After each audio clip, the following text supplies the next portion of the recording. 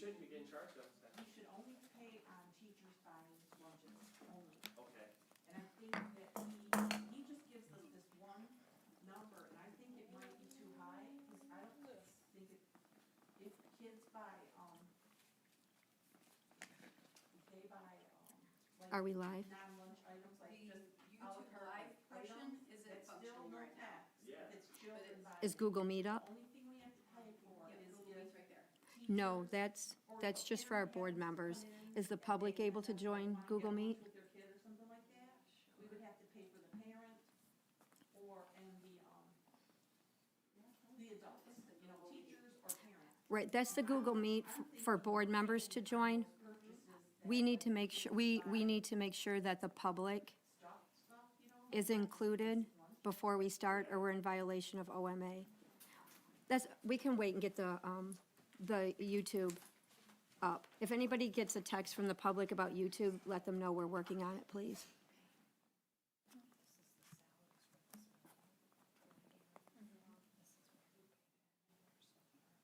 Just as an FYI, this is not Triple Roses. No Benny's. Does that include? No But new they can positions join- either. They can join the meeting through Google Meet. Do they have it? But then they're exchanging. Let me see what is our, Leaving and then let me check our website. Let me call, this is just here in Berlin.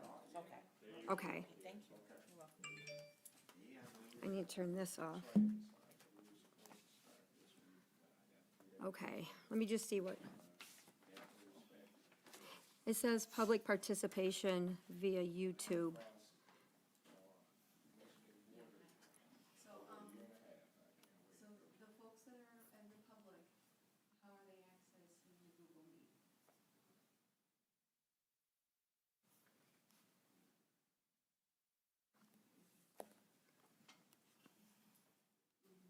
They.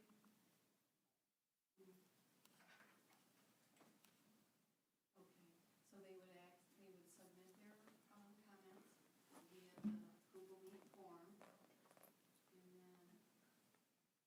Okay, we're getting messages. What is working? YouTube or Google? Okay, so the folks are watching it through the YouTube Live. Okay, so they do have access through YouTube Live. Okay, she's getting messages. That they can't hear. Oh, they can't hear, okay, they can't hear. I believe it's our board members that can't hear, right, Ms. Piles? No, I got a text from a stakeholder that it's working but can't hear. Okay, so they can't hear. We haven't started yet.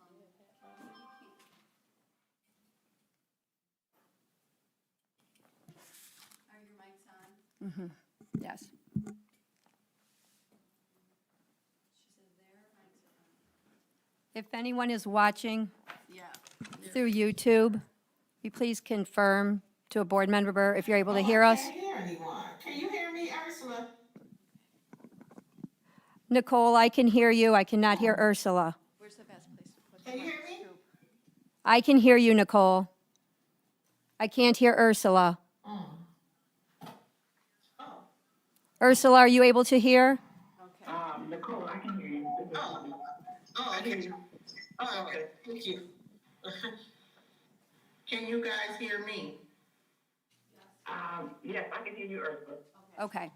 Can they hear you now? Yes, Yes. they said it's better. Thank you. Yeah. And this is up now, too. Thank you. Okay, thank you. I can't hear Debbie and them. You are not able to hear me? They'll push the button inside the closet. No, I guess you can't. Ursula? Debbie, are you speaking? I can't hear you, Debbie. If you're speaking, Debbie, I can't hear you. Nicole, are you able to hear me? Judy cannot hear me. Ursula cannot hear me. Nicole can't either. Right, We Nicole? can't hear you. Okay. Those watching on YouTube, are you able to hear me? If so, send a text. I can hear you real good. Oh, yeah, it is. It's on now. Yep, it's on now. Now we can hear you. You can hear me now, Ursula? Yes, And Judy and Nicole, we're good? Yes, I can hear you now, Debbie. Thank you, Bill. yep, we can hear you. Everybody was there now, I'm gonna turn on the microphone.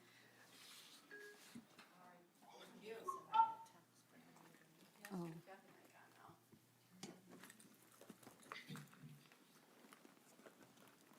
now. Okay, hang on 1 minute.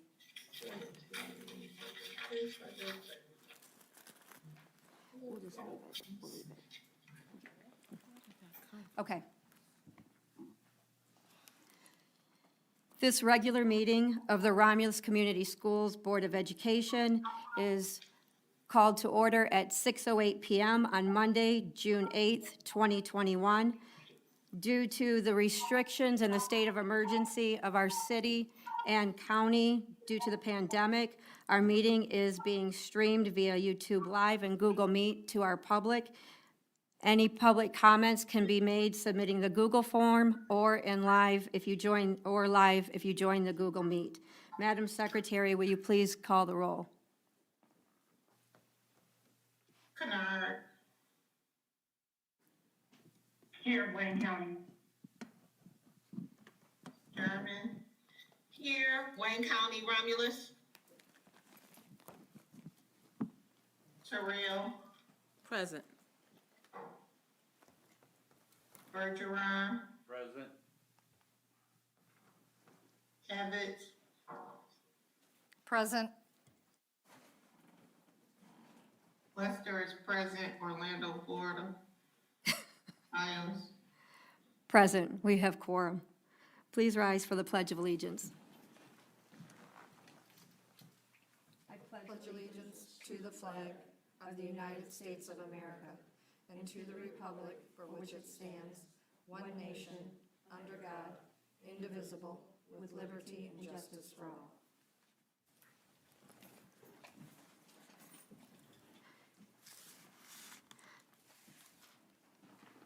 We have a board member who needs to leave by 7 tonight, so we will move through our agenda and meeting both expeditiously while efficiently. But on that note, I move that the Board of Education accept the meeting agenda as amended to move the report of the board president as the first item, so we can take care of those items. Is there support? Support. Support, Kennard. Moved by Piles, supported by Evans. Roll call, please. Kennard. Kennard, Yes. German. Yes. Bergeron, Yes. Terrell, Yes.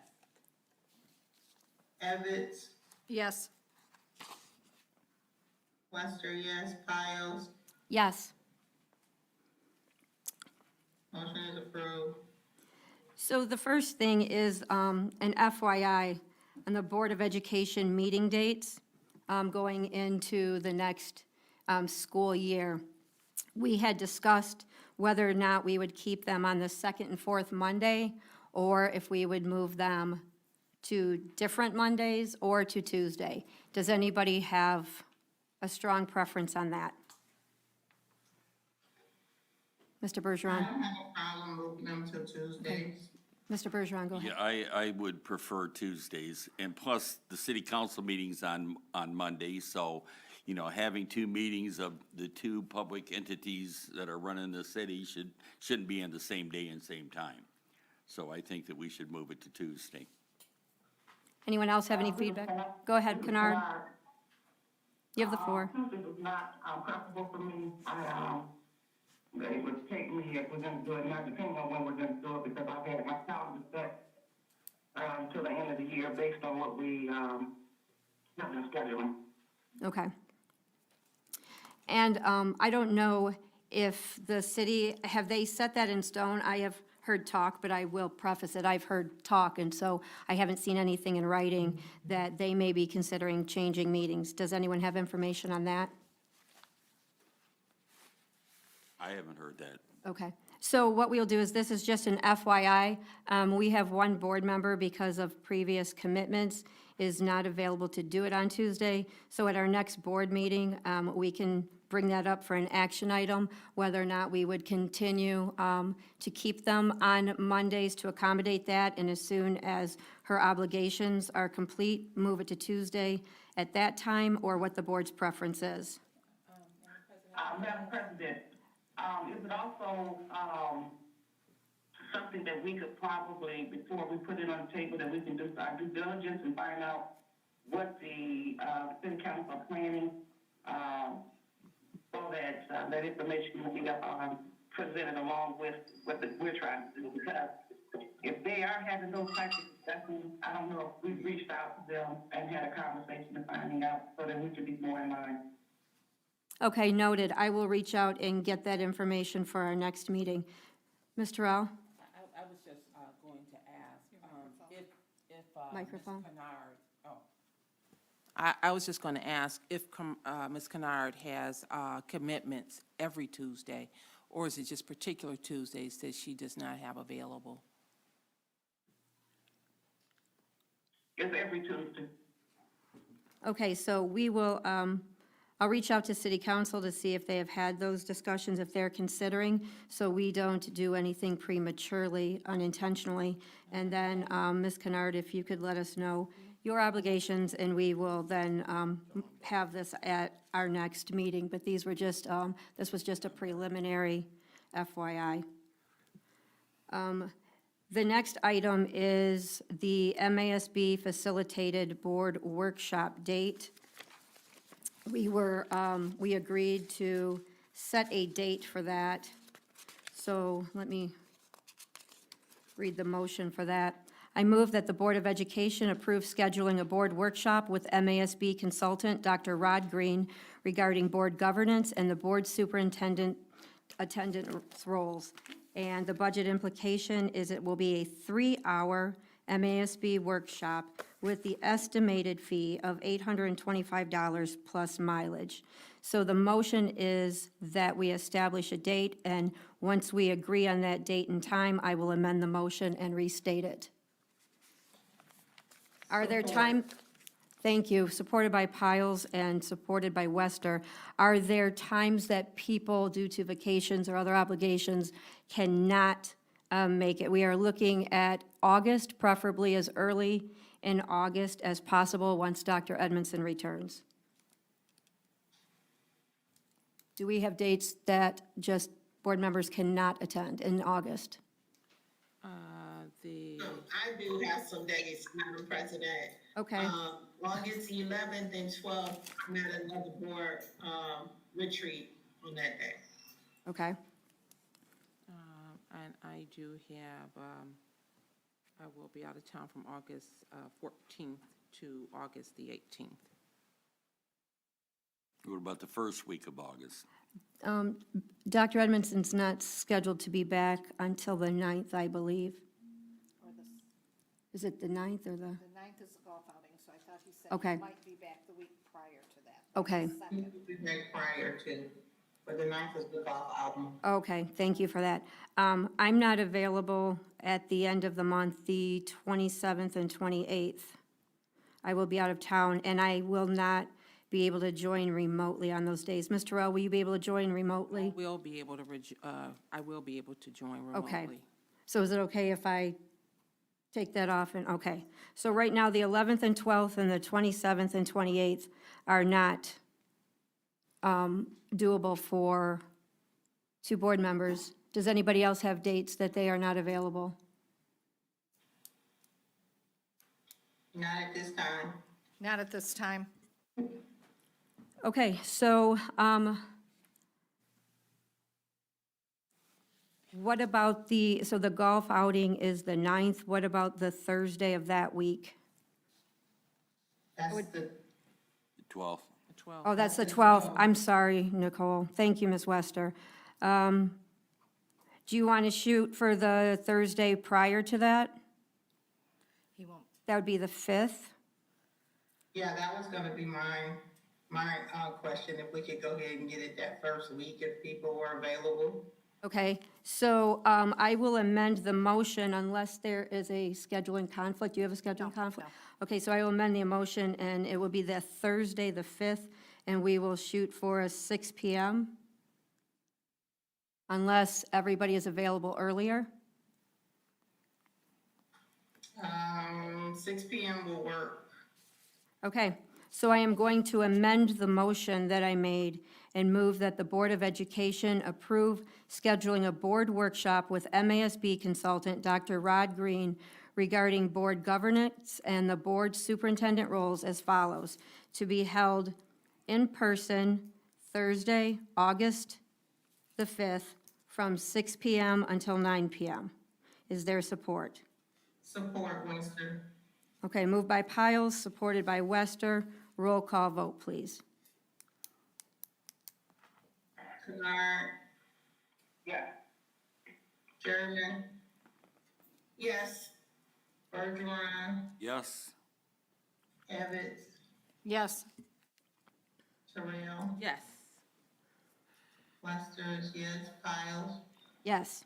Motion is approved. So I will reach out to Rod Green and confirm that that date and time works for him, and then I will send an email to the board confirming that, and Dr. Edmondson confirming that.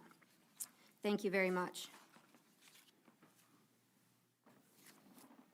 The next item, the Miller Johnson attorney's invoice, I had sent the board an email requesting that that be removed as an action item, and the reason being, and I will reread the email that I had sent.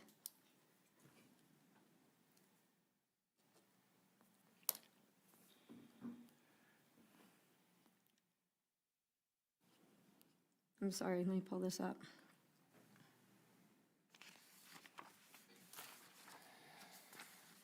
The action item for the Miller Johnson invoice needs to be removed.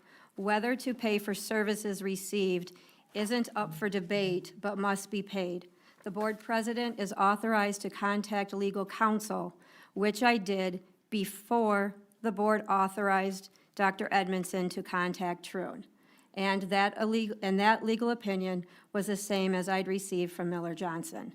So the point of this really is that when we receive goods or services, the board cannot debate whether or not to pay for those goods or services.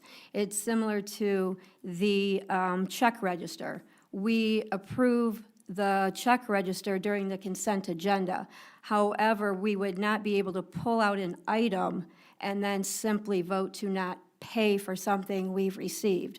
What we would do going forward is address the process by which that expense was incurred, and if it needed to be changed through a policy, then that's what we would do.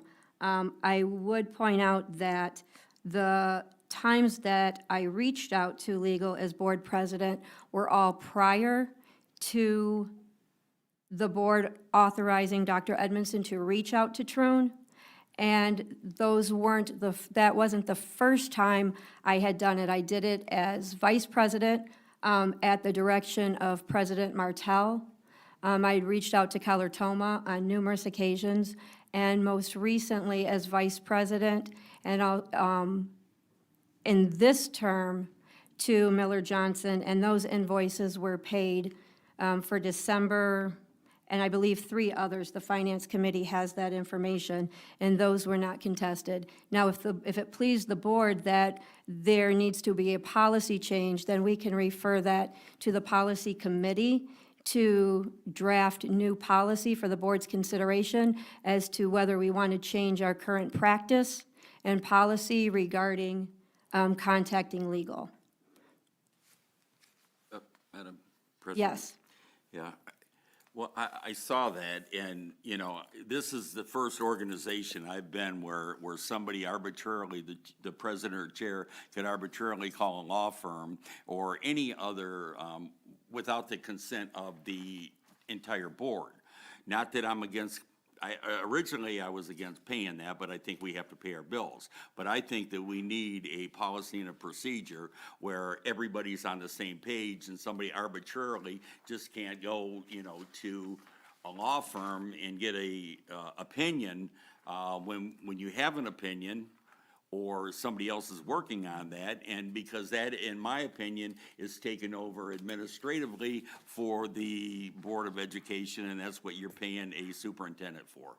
So, anyway, I'm not I was originally against it, but on the other hand, it has to be paid, I understand that, but I think that if it is in the policy and procedure, if it's written down, I'd like to see it, number one. Number two, if it's not, then I think that we ought to address that, Right. because everybody should be on the same page, because then all of a sudden I can say, well, Susie told me that I could call such and such lawyer, and it's hearsay at that point in time. Sure. So I'm not criticizing you, Madam President, but the bottom line is I think that ought to be concrete of what we're doing. Who is in charge of that? If the board needs that information, then you get that information and bring it back to the board, Right. so. So I will say I cannot speak to which organizations you've been with, but I can tell you that it is a policy that the superintendent and board president and even our directors as needed have been authorized to reach out to legal.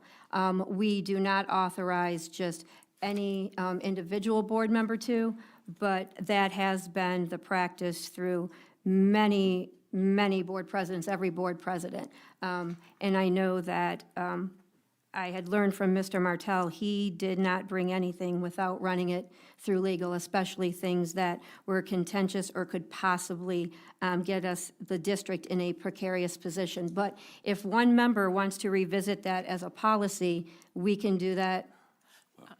Well, and let me just say this, you said that you don't know what organizations, I was on the city council for No, I'm 18 not years. disputing you. I could never do that, and the chair better not do that without running it through the council, that's all I'm No, saying. I'm not saying, I'm saying I can't speak to what the practice and policies were for those. But I am assuring you that the Board of Education policy here at Romulus Community Schools, those were the parameters. But it doesn't mean that there's not a need for change. And if one board member requests that, we can have the policy committee visit that and bring something to the board.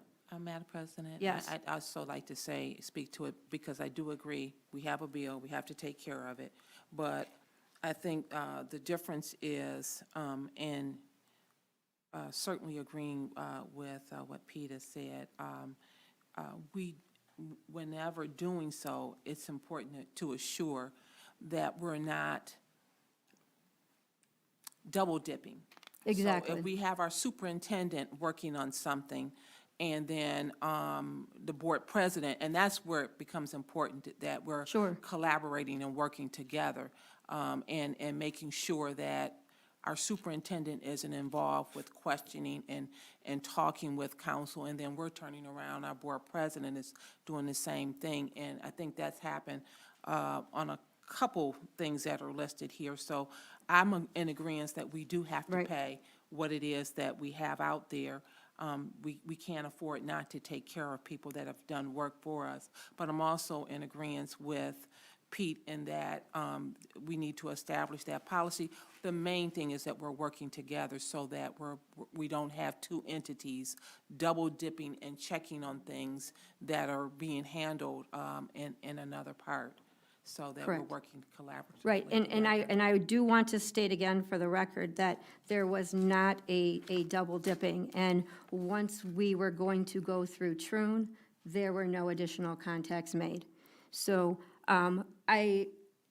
I guess I will make a motion that we remove this as an action item because it is not something that is up for board debate or denial to not pay for goods or services received. But then after that, I will request that the policy committee examine our policy, bring it back to the board, and draft alternatives if that be needed. So I move that we remove the action item D to pay or not pay the Miller Johnson attorney's invoice from the agenda. Is there support? As soon as we have support, we can. Okay, support. Moved by Piles, supported by Evans. Evans, you have the floor. Not to correct you, but the motion is to approve the payment. Okay, but again, that's not debatable, so I'm removing it as an action item.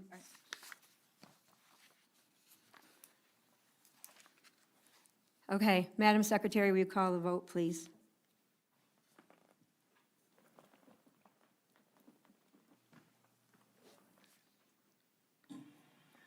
Evans did support that, right? I was trying to make sure. I'm sorry? Yes. Evans supported that, you supported that? Yes, ma'am. Yes, Thank ma'am. you. Kennard?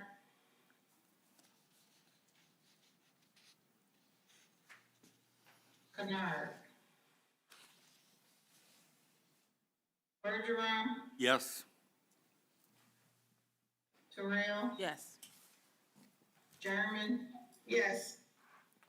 Kennard? Evans? Yes. Lester, yes. Kennard, she typed in yes. Isles? Yes, motion carries.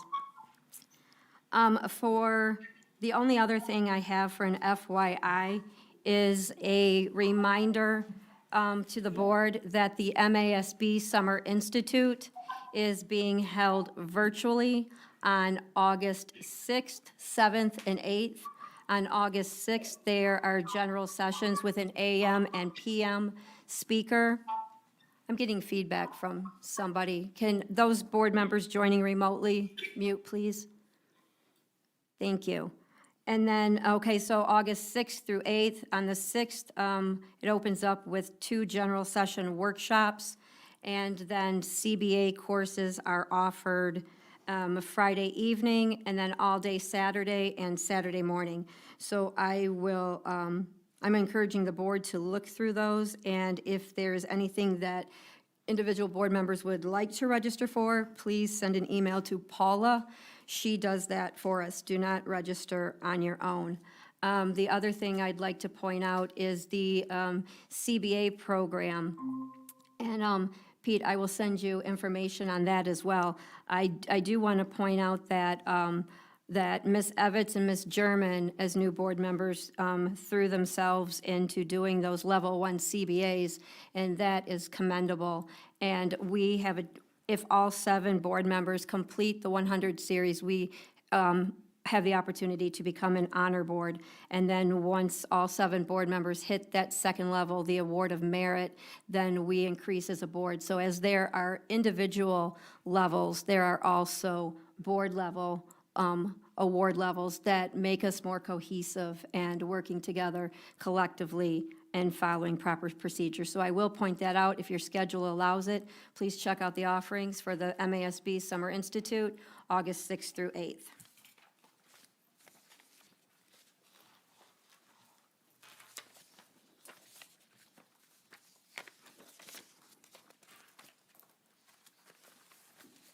And now I have, okay.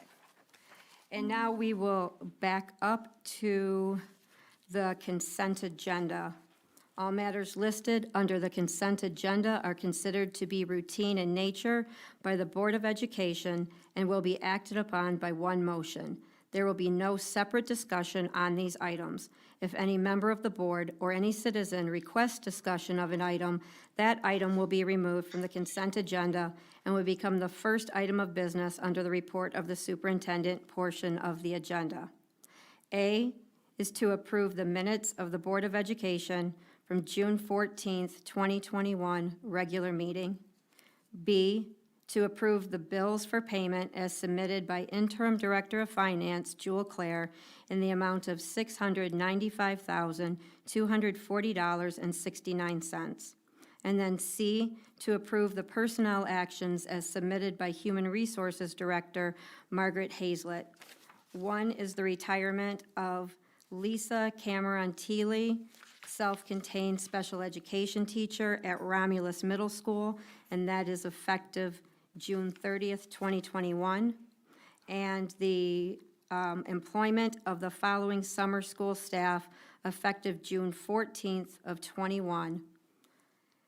John Alderson, middle school math teacher. Julie Ames, middle school math teacher. Donna Brancart, paraprofessional. Ashley Davis, paraprofessional. Kia McDaniel, paraprofessional. Elise Martin, enrichment teacher. Lauren Thomas, paraprofessional, effective July 6th.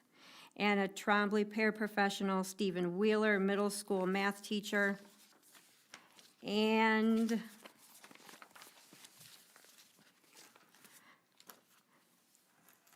summer school youth camp counselors, effective June 14th.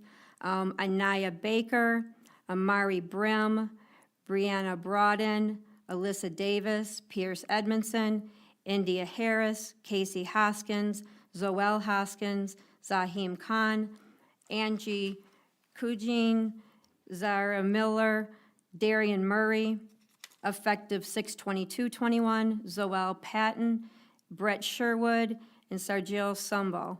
And Aaron Kissel, teacher at Wick Elementary, and that will be effective on August 31st, 2021. In addition to those recommended hires, the resignations are Emily Watkins, secretary, effective 6/18, and Amanda Wright, teacher, effective 6/30/21, and Nicole Crockett, co-principal at Romulus High School, effective 6/30. Is there support? Support. Moved by Piles, supported by Wester. Roll call, please. Bergeron, Yes. Sherman. Yes. Kennard, Yes. Terrell, Yes. Evans, Yes. Wester, yes, Piles, Yes, motion carries. carries. Public comment. Do you have any public comments that you're able to see? I'll check my email and see if any.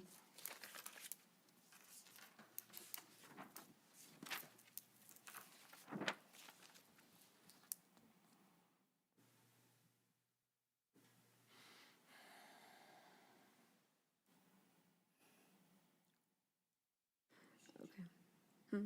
I think, do you see, do you have any? I thought public comments were going to you. Okay, I just didn't know if you got any since Mr. Cooper has sent me.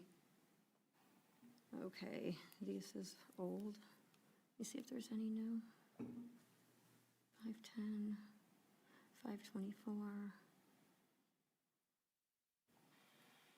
624. I don't know if this was read at the last meeting. Are the 12 staff reductions covered by attrition, or are there pending layoffs? I think that was covered at the last meeting. Okay. I don't remember that. Did we get in, Ms. Hazlett? Yes. Did we get an answer back to that public comment? Had you heard it before? I don't remember it. That's why I'm asking. If you don't have an answer, that's fine. I didn't know if you, I think we did last meeting, it was attrition. okay. So the question was, the 12 staff reductions, are they covered by attrition or are there pending layoffs? And the response is they're covered by attrition and there are no layoffs? There are no layoffs at this time. Thank you very much.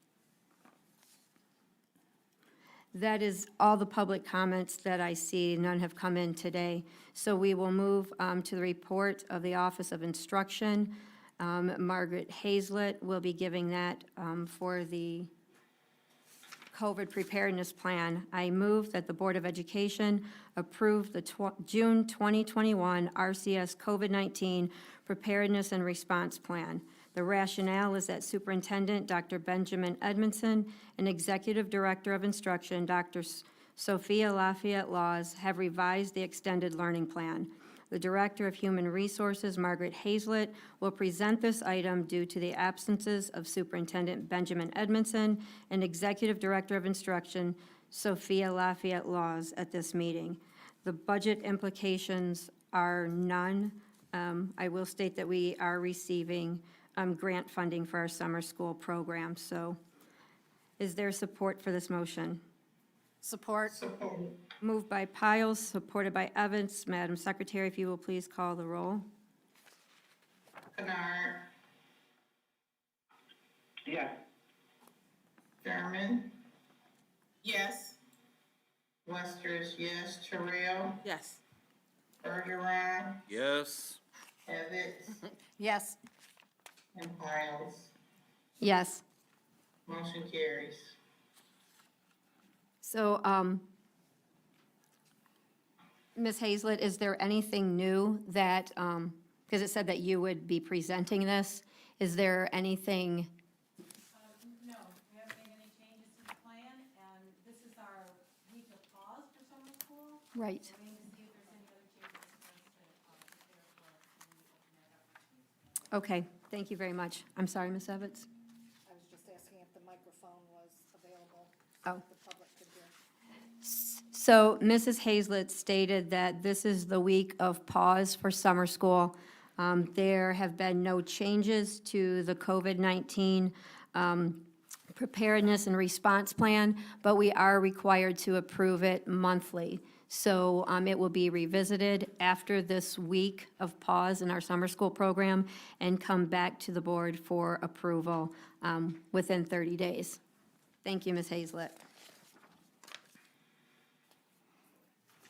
I will turn the floor over to Ms. Jewel Claire, our interim finance director, who has worked very tirelessly and efficiently on preparing our budget for us.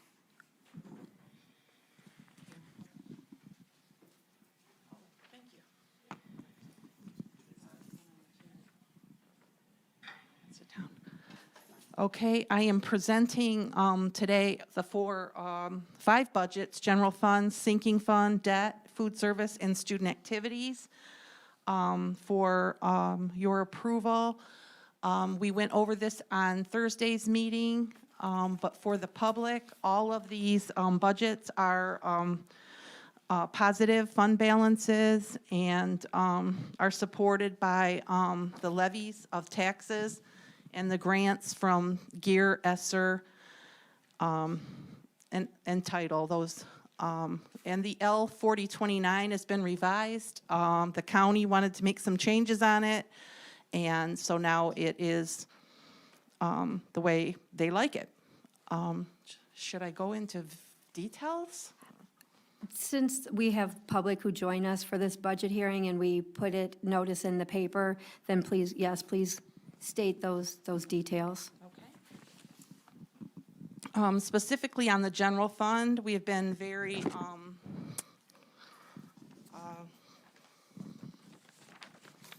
you call it, I'm really not aggressive. The state aid, not saying any increase in that at all, though there's talk that it could be $100 to $400. We just kept it the same because we don't know if there will be loss of kids or like anything like that. So we just kept it really, really, what's the opposite of aggressive? Conservative is the word I was looking for. Yes, kept it really conservative. The grants, we only have in it for this year what we know we can get, and then the balance of it for next year on those grants. We have not put in anything for ESSER 2, the second half, or ESSER 3, because we don't know what those numbers will be, so we didn't include them. The salary increases that we gave our teachers, again, those are going to be supported by attrition, so that shouldn't increase our budget. We have given increases to principals and, basically all the groups, and those are included in here. And also a lot of one-time amounts that have come up this past year have been taken out. We have a few extra positions that are coming up in the HR area, though a lot of those are grant funded. So I increased it for what is not being funded by grants. This has resulted in a positive to the fund balance of $1.1 million for this year and $650,000 for next year. I do have for next year the sale of the two properties up in the local revenue, and in the capital purchases, the previously approved playground equipment and the weight room. If those do not come to fruition next year by October, I will take those sales out And those, the playground and the weight room will be funded by either sinking funds or ESSER 2, the second set of money that we should be getting next year.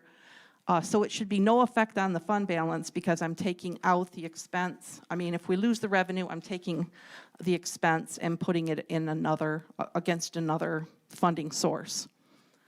So this puts us in almost an 18% fund balance, which is extremely positive.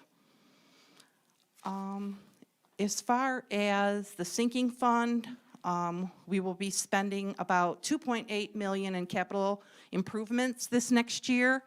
This year, we spent $5.5 million. This is supported by tax dollars levied, and you can see all the improvements, you know, that we're doing out there to the buildings. Let's see, the Student Activity Fund, I'm showing, this is brand new this year. You have to show a budget for this because we're going to be compliant with GASB 84, which is a requirement for the auditors. And I'm estimating 70,000 in revenue and 70,000 expense. This is the student activities. This would never be used to pay dollars for the bills, you know, of the district. It's just that with GASB 84, if we were in a deficit and couldn't pay our bills, these funds could be used to cover those. I don't expect that to ever happen. Our food service program is still in a positive fund balance. Also, it's making a bit of money this year and expected to rebound next year when we hopefully are back in school.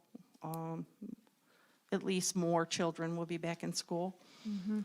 So it still puts us in a positive fund balance and to the point where we may have to start buying some capital improvements to spend that down. And our debt fund, we levy about $8.6 million and basically pay debt almost completely with that money. That's our short-term debt we pay every year with that. It's completely tax funded.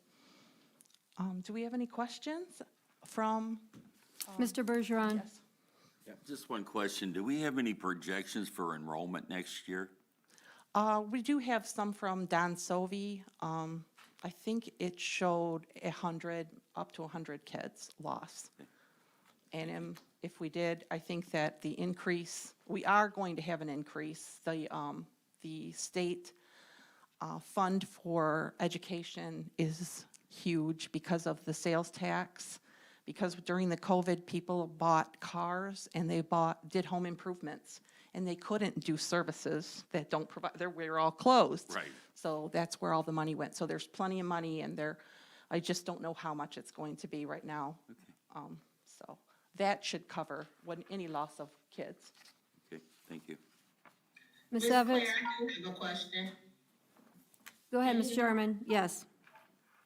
So, Ms. Claren, I heard that you mentioned earlier on that HR positions, some HR positions will be in place under grant funds. Is that something that you all are projecting to do? Is have the HR generalist and HR assistant come in under grant funding? Just the generalist in ESSER was approved on the basis that because of the COVID and additional restrictions and reporting that has to be done that could be paid under the grant. The assistant or the admin assistant is not. It's the reception though, which is, it's not the new position because we already had this. It's a replacement. And then they also do the reception desk too. It's half and half. Okay. And so that means that it would be a temporary position if it's through ESSER funds. So if there's no grant funds, then that position will not be available, correct? Well, it depends. I mean, if state aid increases, you know, to the point where that position can, we have enough money to cover it, then it would not be eliminated. It just depends on how our financial situation is. Next year, we will have plenty of grant funds. The following year, I don't think so, so that would be, we would have to look at that time to see if our state aid would cover that. And our, I would like to ask a follow-up question to that, if I may, please, just so I am sure we understand correctly. So Ms. German was asking if our HR generalist position, if that salary will be paid with grant funds, and the answer is yes, it will be paid with ESSER funds.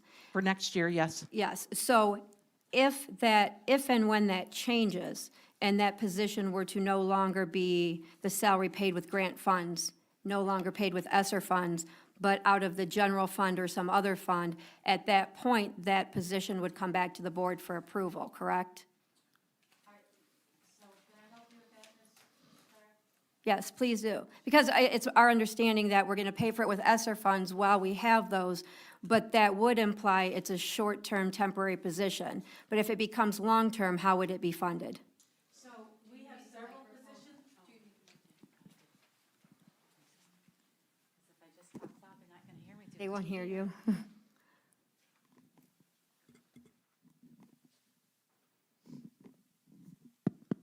Okay. So we have several positions at central office that are funded with grant dollars, not just with the ESSER. And so this is, again, as I shared with you before, when we revisit our staffing, when we look at our allocation, we look at our resources, this is something that we look at every year. This is a February, March, April timeframe that we're looking at this. What's our projected enrollment? Where are our grant dollars? What's our funding looking like? What do we need to do to continue to serve the students? So this position, we've added because of the components of COVID, because we also have a good fit for the dollars with respect to that. I have many ideas and plans for how that position is going to contribute to our school district in addition to assisting with COVID. And I think that we revisit our staffing every year. I mean, that's just where we need to be, how we're using our grant dollars for positions as well as our general fund dollars for positions.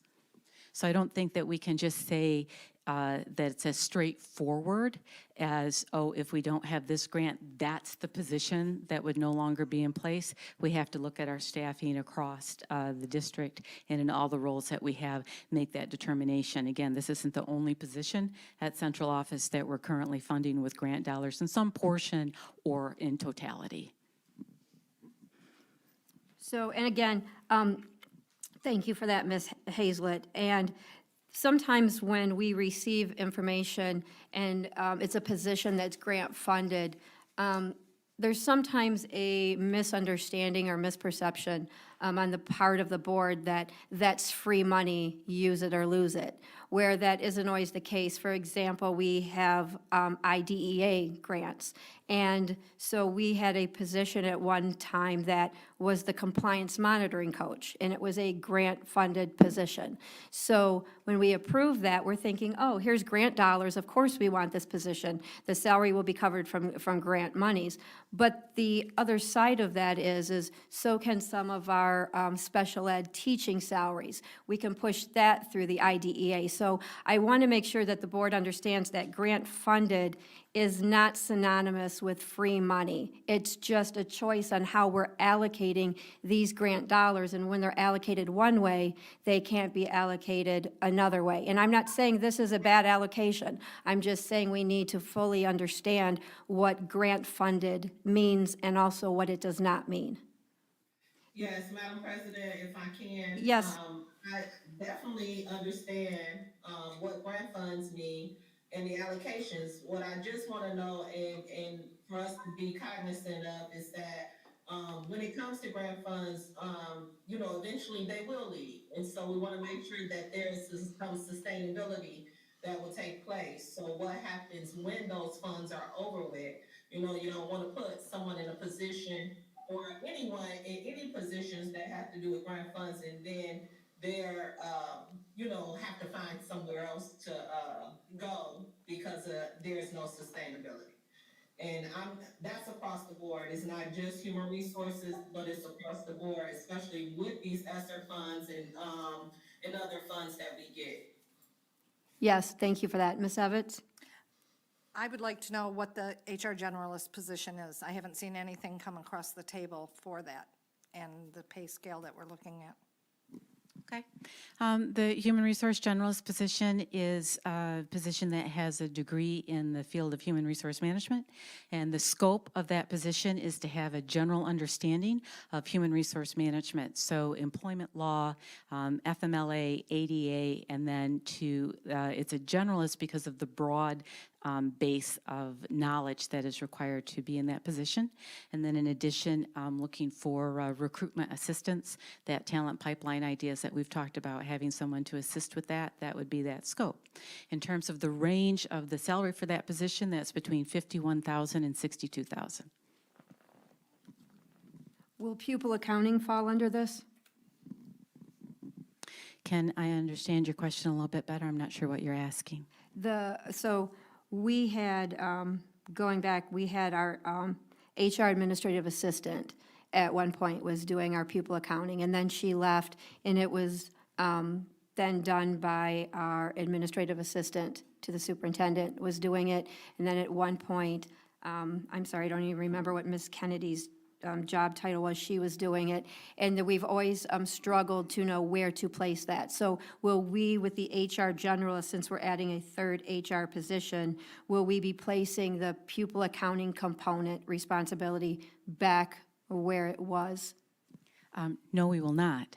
Okay. So we are looking at the pupil accounting and the grant position for those two scopes of responsibilities to fall into one position. So we are currently trying to recruit for a manager of grants and pupil accounting. We have been trying to recruit for that for about 2 months. Okay. We haven't had a very good candidate pool, so we're back out trying to recruit for it again. So is Risa doing our pupil accounting currently, or who's doing our pupil accounting? I'm doing a portion of our pupil accounting, and so is our administrative assistant for special services. Okay, great, thank you. Are there any more questions regarding the, I don't even remember what the original question was. It was their HR generalist. If seeing none, then I have a question regarding the, we are talking about the funding for students. There was a $94 per student that was projected and approved. Is that an increase per student? Has that been decided? Is that what that $94 is? Yes. Okay, so we, in addition to the amount we were receiving, which was 8,000 something, we will add $94 to it. So we're getting approximately 9,000 per student.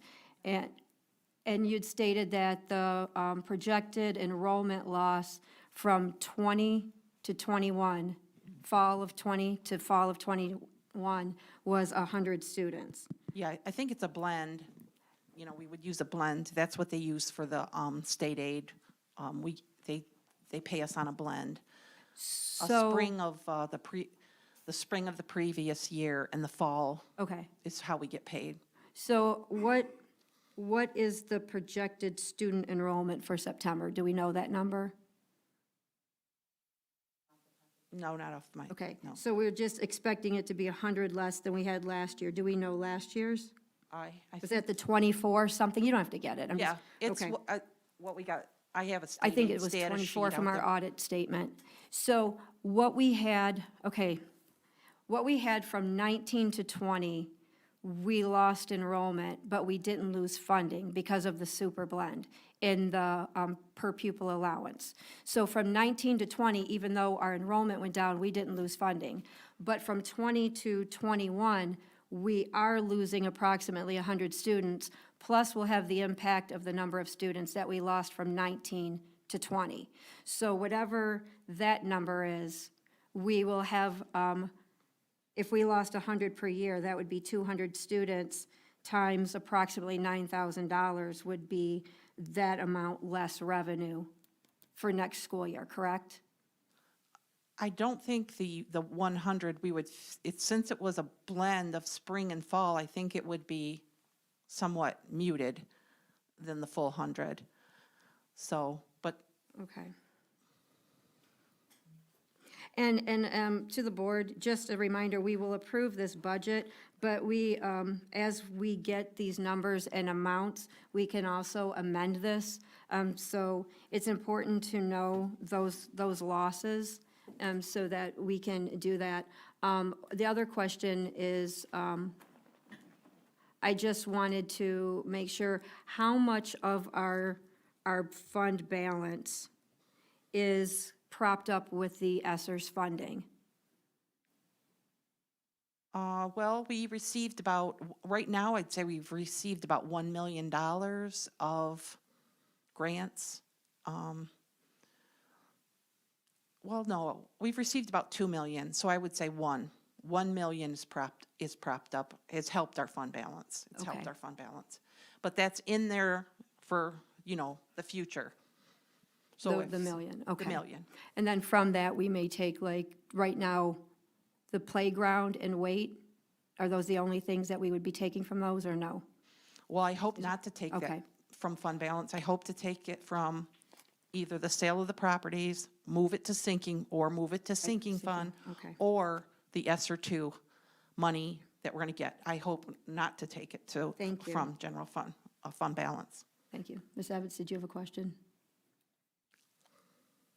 No, I'll hold it until the end when I have my board comments. Oh, okay. Thank you. Let me see if.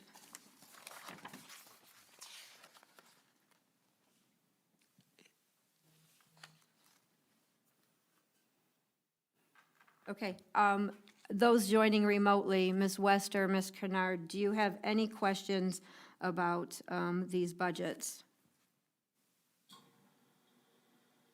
No, she cleared everything up for me when we had the meeting, so. Thank you, Ms. Wester. Ms. Kennard, do you have any questions?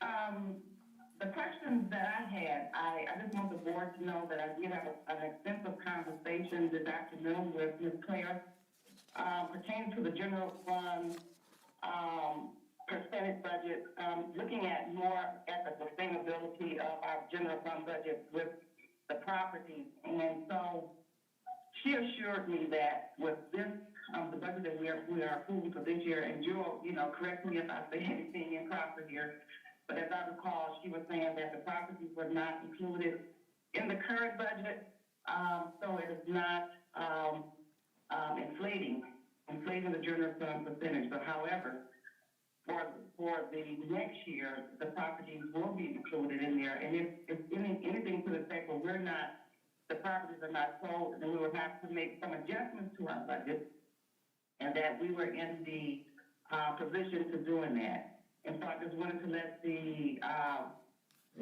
board know that if we did have an extensive conversation, and I was satisfied with the information that she provided me pertaining to the longevity and the sustainability of our general fund budget, with the one-time dollars, and that includes the ESSERs, and that's including any properties that's going to be foreseen, because in government accounting, as I understand it, you can make those adjustments once the budgets are approved. Okay, thank you. So Ms. Claire, the sale of the properties that we had projected has been removed from local revenue for the budget that we are voting on Not tonight? in the current year budget, it's in next year's budget. Okay, it's in next year's It's for in the next year's, not 21, this year's. 22. And if it doesn't happen, we'll be having an amendment in October. We'll know how many kids we have, we'll know exactly how much we're Sure. getting. And then we'll know where to move those purchases of those capital assets that we already agreed on. I'll know about ESSER 2, the second half by then, and I'll know if that's come through, that would be our option, and leave the sinking fund alone. Okay. Because we already have other uses for it. But we do have two options, sinking fund, ESSER 2, a second half. Okay, thank you. And we would address that when we amend the budget in October? Yes, in October. Okay, and the last question I have is, when there are pending lawsuits, at what point do auditors look at that and look at the likelihood of winning or losing that and suggest having to book a reserve? At what point in the year does that happen, where we would have to potentially figure that into an amended budget? At year end, when the auditors come, they ask for any impending litigation, and they look it over for, and also if anything's been paid 60 days out from the time that they'll look through our legal bills, they look through them. Also, if we've made any payouts 60 days after the year end, Okay, those would have to be accrued into Okay. that year. And then they would decide whether it was obvious that we should set up a reserve. okay. So we would know that toward the end of this year then? Yes, when Okay. the audit is presented. Okay, thank you for that. President Piles? Yes. We talked last time about buses, and we thought that a grant was getting written by RISA for the replacement of the buses. Is that happening, Billy, or are we to, the 5 buses that are going to be scrapped? You were scrapping 5 buses, correct? Those buses fell under the grant from last year. So RISA's looking at, the last I heard, they were looking at revising another one, but at this time, we're not purchasing any new buses for this year. Perfect. I just wanted to make sure. Thank you. We're getting 196,000 from RISA. The payment should be within 60 days, so it should be included, it will be included in this year's books. Okay, thank you. So if there are, I'm assuming there are no more questions, comments, concerns regarding the budget. So we have separate motions on this. One is for the approval of the 2021 amended budgets. So I move that the Board of Education approve the amended budgets for the food service, debt service, sinking fund, and general fund. The rationale is that the budget should be amended to more accurately reflect actual expenses. The budget implications are the food service fund, the debt service fund, the general fund, and sinking fund. And we have been presented with the budget for food service fund 2021, budget for debt service fund 2021, budget for general fund 2021, and the budget for the sinking fund 2021. Is there support? Support. Woo, I think Terrell got in on that one. Moved by Piles, I'm sorry, I didn't mean to, woo, that just came out of me. Moved by Piles, supported by Terrell. Madam Secretary, will you please call the roll? Terrell. Yes. Bergeron. Yes. German. Yes. Kennard. Yes. Abbott. Yes. Lester, yes. Piles. Yes. Motion carries. Motion carries.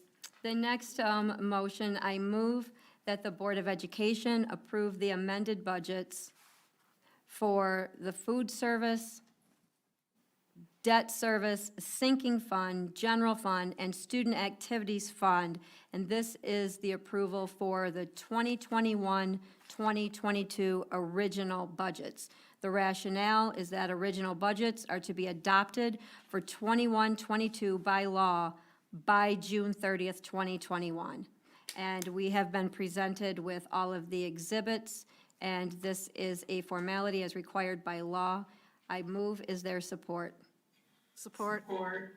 Moved by Piles, supported by Evans. Madam Secretary, if you would please call the roll. Evans. Yes. Terrell. Yes. Bergeron. Yes. German. Yes. Kennard. Yes. Lester, yes. Piles. Yes, motion carries. And under the report of our interim superintendent, I have one more motion, and Ms. Wester, if you would like to support it, you won't have to, you will not have to race to unmute. I move that the Board of Education approve the revised L 4029 2021 tax rate request for the 2021 millage levy. The rationale is that this is a revised version of the L 4029 originally approved at our June 14th, 2021 meeting. This document is required by law for the millage levy that funds the operations of the district, and there are implications to the general fund, sinking fund, and debt fund. I have supported by, or moved by Piles, supported by, Support. supported by Western. I am assuming there are no questions, comments, or concerns regarding this, as it is a formality. Madam Secretary, please call the roll.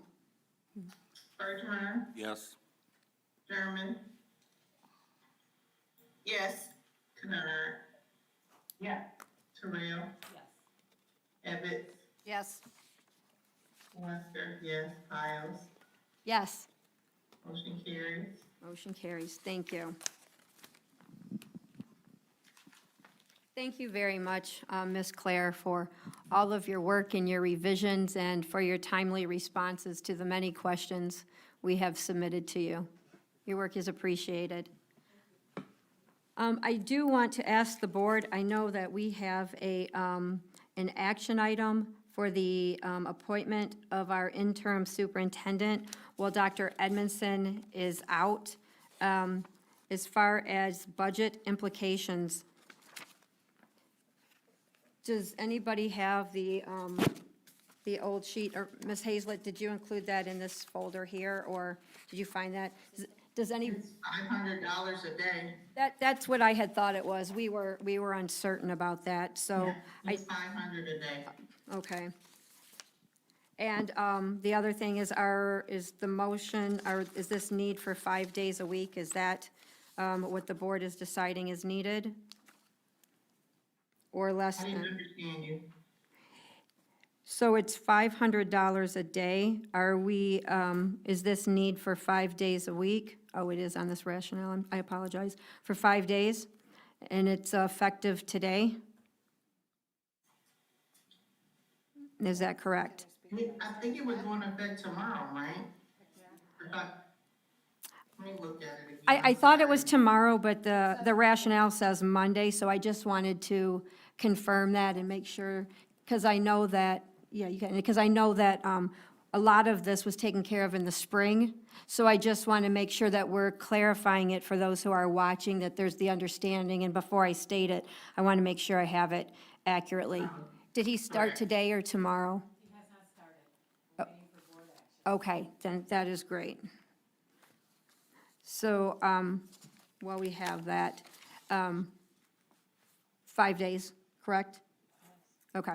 So move that the Board of Education reapprove the hire of Sean McNatt, former superintendent of several districts, to serve as interim superintendent during Superintendent Dr. Benjamin Edmondson's medical leave of absence. Sean McNatt was previously approved for hire by the board in March.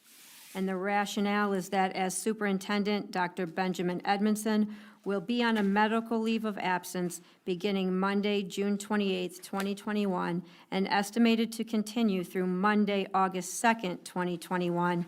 We have asked Mr. Sean McNatt, a former superintendent, to serve as the interim superintendent.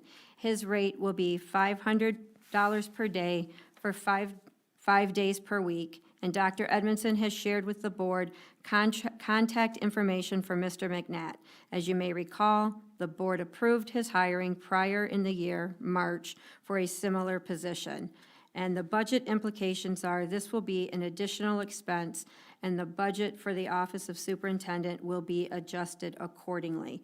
Is there support? Support. Moved by Piles, supported, was that Wester? Yes, ma'am. Supported by Wester. And I will state that we are required by law to have a superintendent. Are there any questions, concerns, comments regarding this action item? Seeing none, Madam Secretary, will you please call the vote? Terrell, Yes. Bergeron, Yes. Kennard, Yeah. German. Yes. Ebbets, Yes. Lester is yes. Piles, Yes. motion carries. Thank you. So I will reach out to Mr. McNatt after tonight's meeting, and we are good on that. Okay, we have action item under the report of the Director of Human Resources. We have the superintendent's contract, administrative contract for Romulus High School principal, and administration contracts. So, Ms. Hazlett, we will start with the superintendent's contract, and I will turn the floor over to you then. Oh, I'm sorry.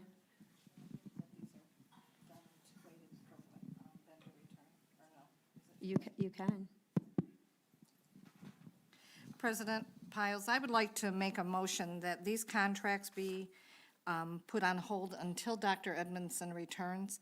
After reviewing some of them, I've noticed some discrepancies in days off for holidays, percentages of increases, just some differences, and I think Dr. Edmondson could answer those questions when he returns. I would like to make that motion. Motion by Evans to table these until Dr. Edmondson's return to answer questions. Is there support? Support Kennard. Moved by Evans, supported by Kennard. Any questions, comments, concerns? I have a question, Madam President. Is that something that Superintendent Edmondson, is that something that he put together, his amount? Or is that something that Ms. Hazlitt, the Human Resources, how does that work? I'm confused as to why Dr. Edmondson would have to ask questions like that. Wouldn't that be something that, you know, Hazlitt can answer. yeah, Ms. Hazlitt can answer? Right, so Ms. Hazlett is here. I don't know the discrepancies that Ms. Evans spoke of, and we can discuss that. I know that Dr. Edmondson had, told me that he and Dr. Green were working on his contract, and I'm sure in addition to Ms. Hazlett. So that would be, and I don't know what the discrepancies are, and maybe I can give the floor back to Ms. Evans. Okay, some of the individuals have vacation days of 15 days per month with carryovers, others do not. Some have 10, some have 12 sick days, some have 10, some have 16 holidays, some have individual life insurance policies. Some don't carry over, some have reimbursements for insurances, some have an individual increase by the end of the month. One person has an individual increase by the end of the month, and then a new contract in addition.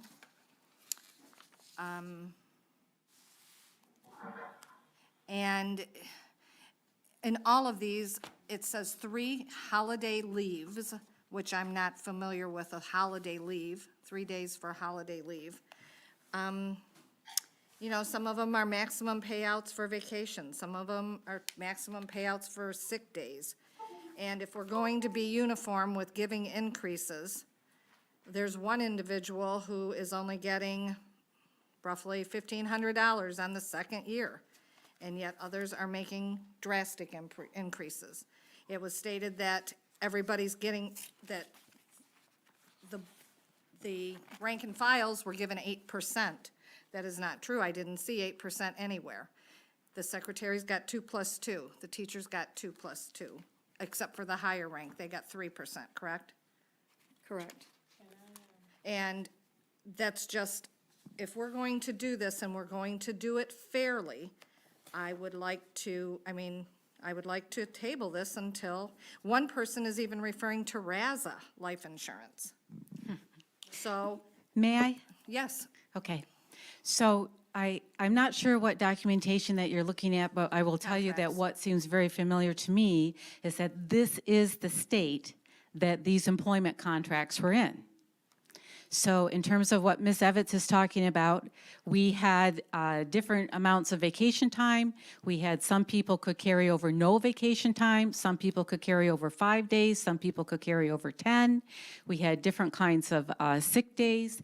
So the employment contracts that we are bringing forward to you this evening for your approval changes all of those. So for our cabinet level positions, they're awarded 12 sick days. Sick days can accumulate up to 30 days. That is the same for all the cabinet level member contracts. All cabinet level members get 15 vacation days.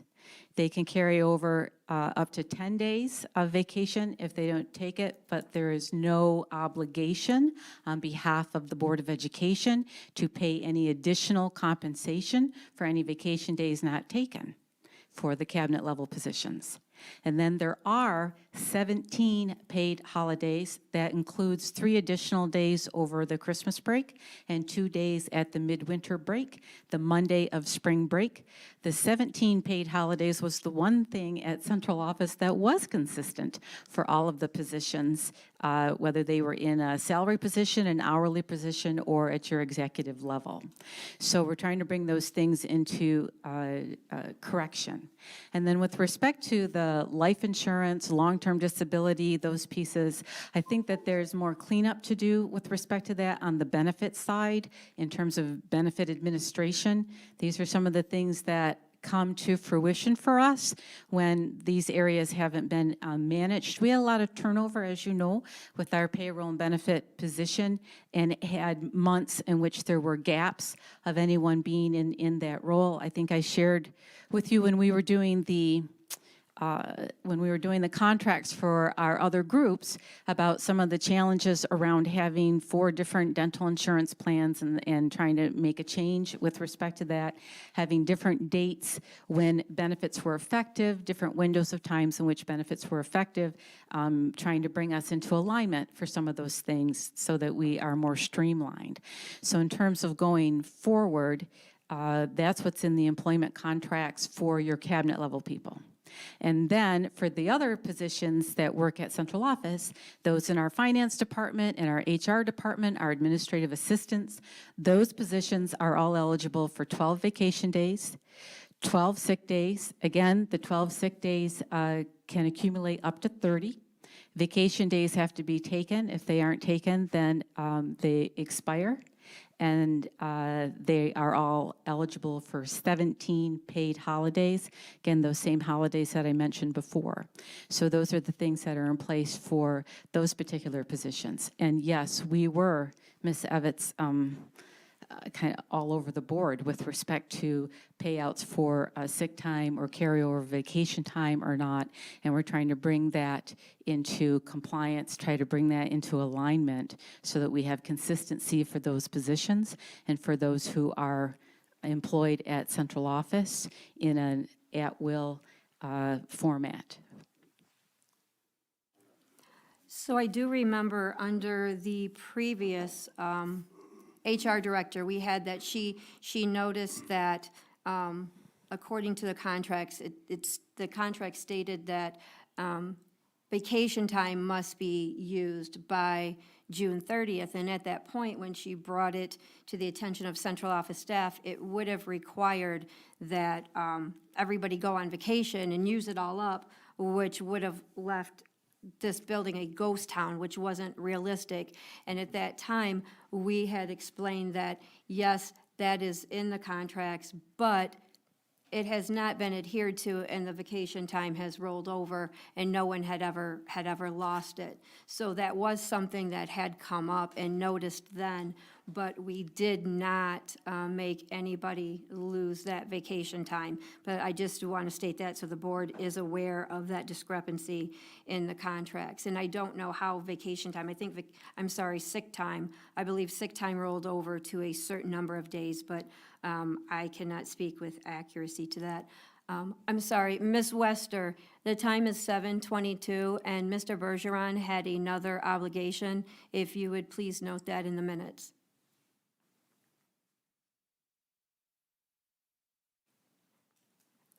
Ms. Terrell, did you have your hand up to speak? Well, I was just going to say, basically, we've been talking about, it's been brought to the attention at the table that everything was being placed in alignment, and that there was a need for the changes that have taken place so that we are not all over the place.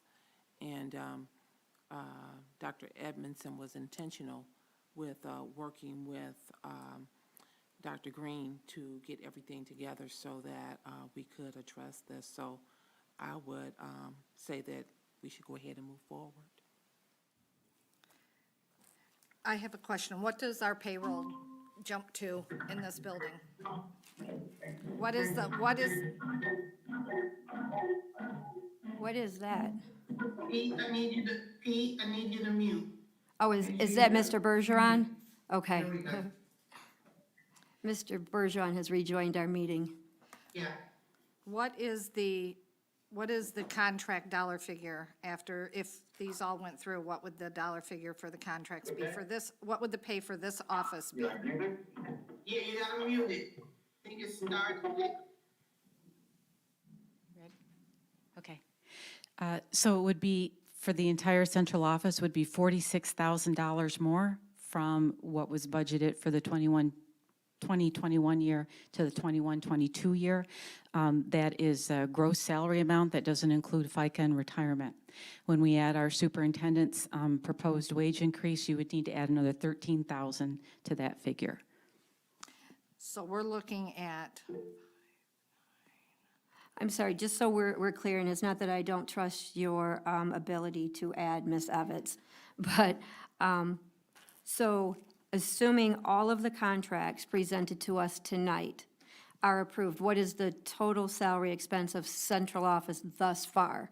Including the contracts that are not being presented to you, which are the positions, the hourly and salary positions in the finance department, HR department, and administrative assistants. So when we talk about central office, I'm speaking of all of those positions. So that would be $46,000, and then the superintendent's improvement is an additional $13,000 for a total of $59,000. Before you figure the FICA and retirement on those dollars. That's your gross salary wage improvement for this group from 21-22 to from 2021 to 21-22. so it comes out to $1 million. No, ma'am, that's an annual cost. $46,000 annual cost in increase in the salaries for your central office staff, including your accounting and HR and administrative assistant staff. So the document you gave me last week said that the total contracts for this building was $949,157 for the year, for an annual salary for everyone, contracts. Would you repeat that, please? Sure. I'm not sure what document you're looking at, what This is the report. one you gave me? May I? Yes, please. What was that total? $949,157.09.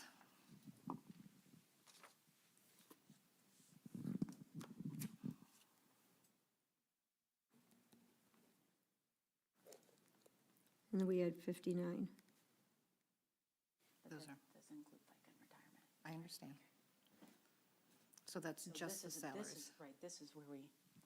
Correct, this is where people currently Are at. were placed, yes.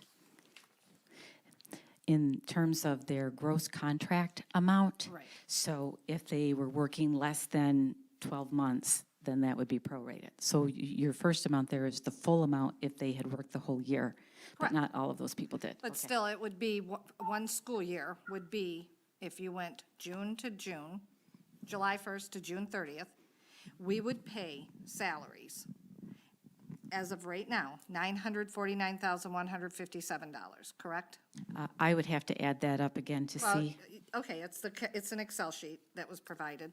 And then we're going to add the other 59,000, which brings us to over $1 million.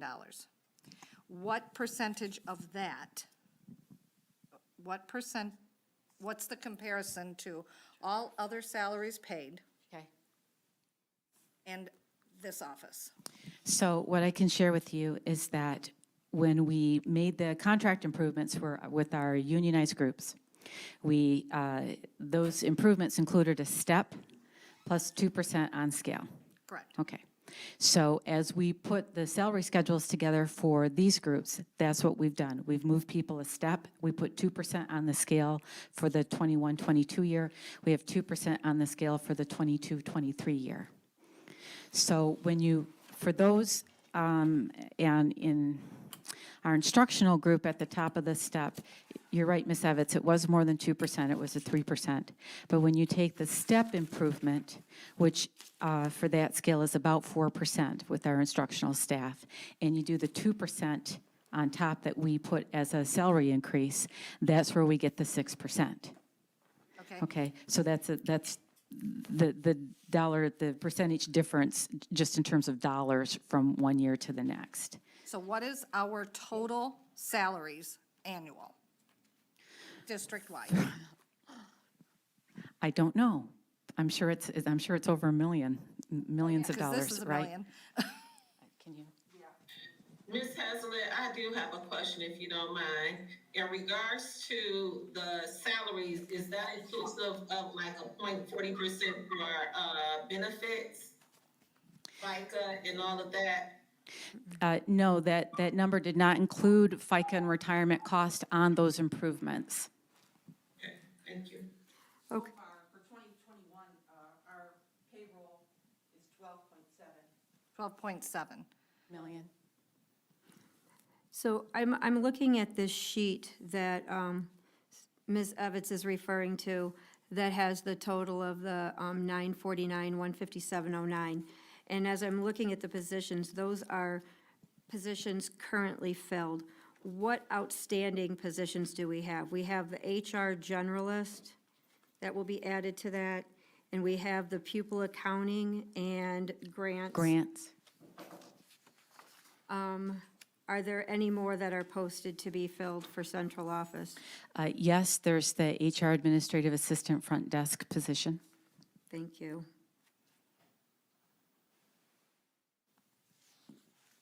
You included manager of grants, Ms. Piles? That's going to be under pupil counting and grants. Because this sheet I'm looking at just has the currently filled positions.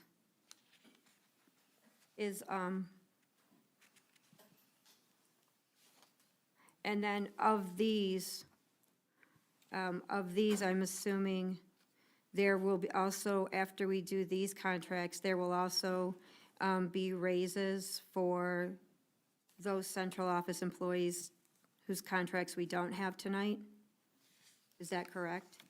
Yes, we do plan on making salary improvements for most of the staff that are in our accounting finance position and working as administrative assistants.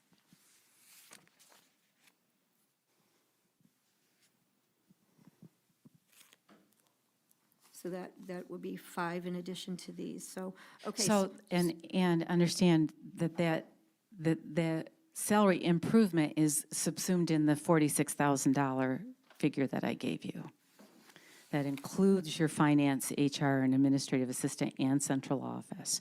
From your budgeted salary expense from 2021 to 21-22, for these positions, $46,000 is the additional expense in salary. For all of the central office For positions? all of the central office, Okay. excluding the superintendent. Okay, so of the 46,000, and then the 13 for the superintendent, that's 59.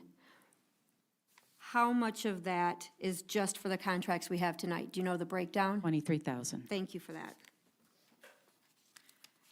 Okay, so then the other 23 is for the central office support staff. And then the only additional will be the HR generalist, the HR administrative assistant, and the person who will do pupil accounting and grants. So we have budgeted for those positions. So you're not going to incur 100% of that whole cost. We have budgeted for those positions. They're just currently vacant. Right, I was just, Ms. Evans' question was the total salary expense annually at central office. So that's why because those will be part of the annual expense. They'll be added. Okay. One other position that isn't noted on here is any salary for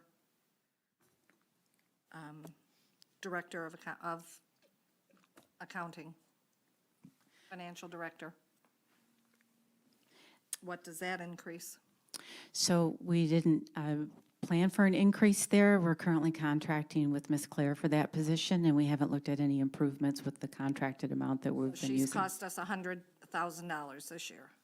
We have paid her $102,000 this year. Ms. Claire. That seems not correct. Let me look it up. I've got the payables here. That would be consistent with what we have paid a finance director That's true. previously. I would say that. But given that Ms. Claire has only worked with us since January, even if she were hired into a full-time position, we would still probably be closer to a $50,000 figure at the end of June than a $100,000 figure at the end of June.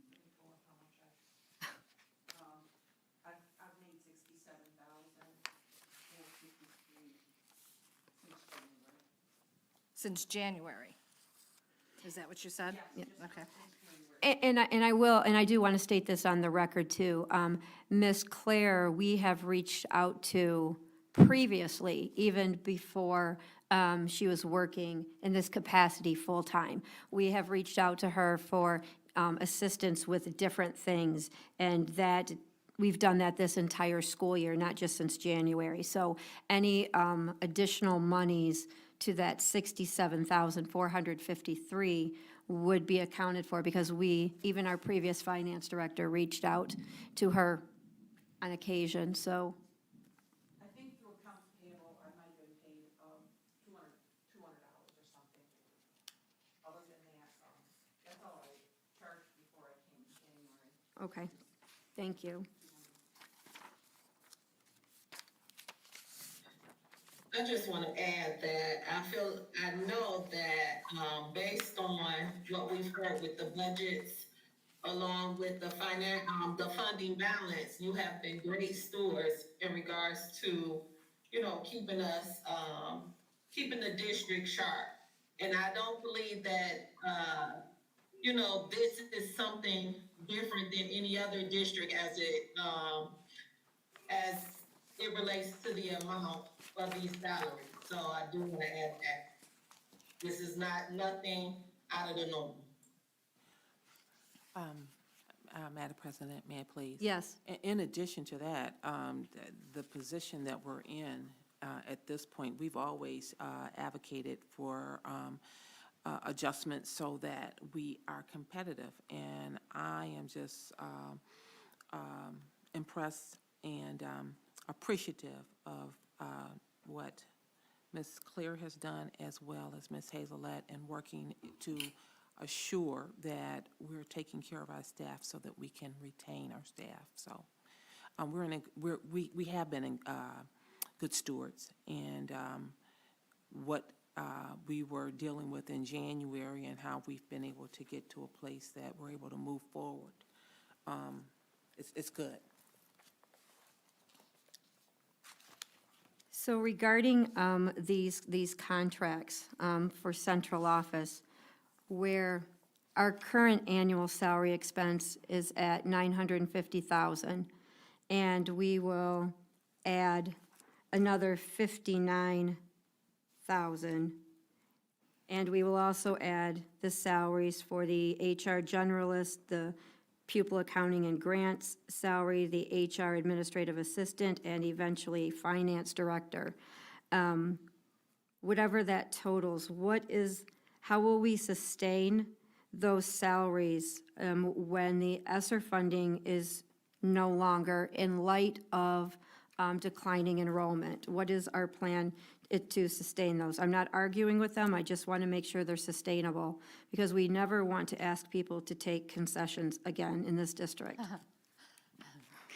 Ms. Piles, my heart is there with you. As you know, I've spent most of my career in public education negotiating concessionary agreements with my labor union. So I am with you in terms of wanting to know what our plan is going to be and how sustainable these options are. So as I shared with you at the beginning, we have used grant dollars for positions at central office. This has been something that the Romulus has been doing. This isn't a new thing that we've been doing. We have been doing this.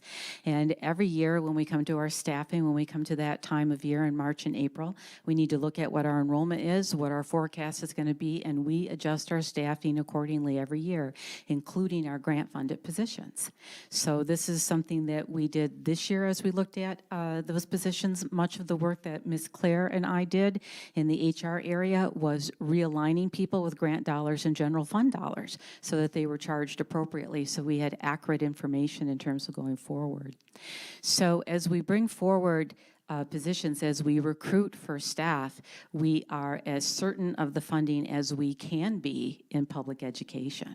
So you've approved the budget. Within the budget that you approved are the allocations for the positions that we're looking to fill. And then in terms of how we're using grant dollars for some of those positions, that is so that the impact on the operation budget on the general fund is lessened because we're able to fill those positions with grant dollars. And so what's the overall impact on the budget? That always assists us when we're using grant dollars for staffing positions in terms of managing that. So what is the plan? The plan is every year in that March to April timeframe, we need to look at our staffing, we need to look at our forecasted student enrollment, we need to adjust our staffing accordingly to meet the needs that we have at the time. As our student enrollment goes up or down, we need to do the same thing. And then we look at our grant dollars and all the positions that we're using our grant dollars for and ensure that we are achieving what we set when we put those positions in place with respect to those grant dollars, and we revisit that as well. So that's all part of the normal staffing and adjustment that we do in managing our school district. So I have a question in response to that popped in my head, and so if we are determining positions annually based on our enrollment, we, over this past school year, have lost students, and we are projecting to lose more students by fall, yet we are adding positions and increasing salary. So how do we reconcile that? If we are basing, and I'm not being snarky at all, I really don't understand that. So when we put our budget together for the 21-22, I have to make sure I'm saying it right. Yes. For the 21-22 school year, it was taking into account all of these things that you're speaking of. It's taking into account the drop of student enrollment by 100 students, which is our estimate. As you heard Ms. Claire say, although we've heard that we may be getting an increase in our foundation allowance, we have budgeted flat. So these are some of the things that we do and how we manage these pieces, some of the ways that with someone as educated as Ms. Claire, who can make these decisions about how to best build our budget that's going to be as accurate as we can be with the current information that we have. That's how we can come forward with any of the positions that we're filling, with any of the teachers that we're hiring, with any of the administrators that we're hiring. It's because we have adjusted the budget based on that decline in student enrollment, flat funding, and several other factors that Ms. Claire has shared with you the last couple times that we've met about the budget. So that when we go forward and you see those personnel motions that say, you know, what is the impact on the budget? And in essence, the answer is there is no impact on the budget. What that means is that we planned for this expenditure. We planned for this expenditure. So that's how we can go forward, hiring staff, hiring teachers, using our grant dollars to fill some of our positions, and feel confident that we're able to do that and that we aren't going to need to make an adjustment in our staffing October 1st.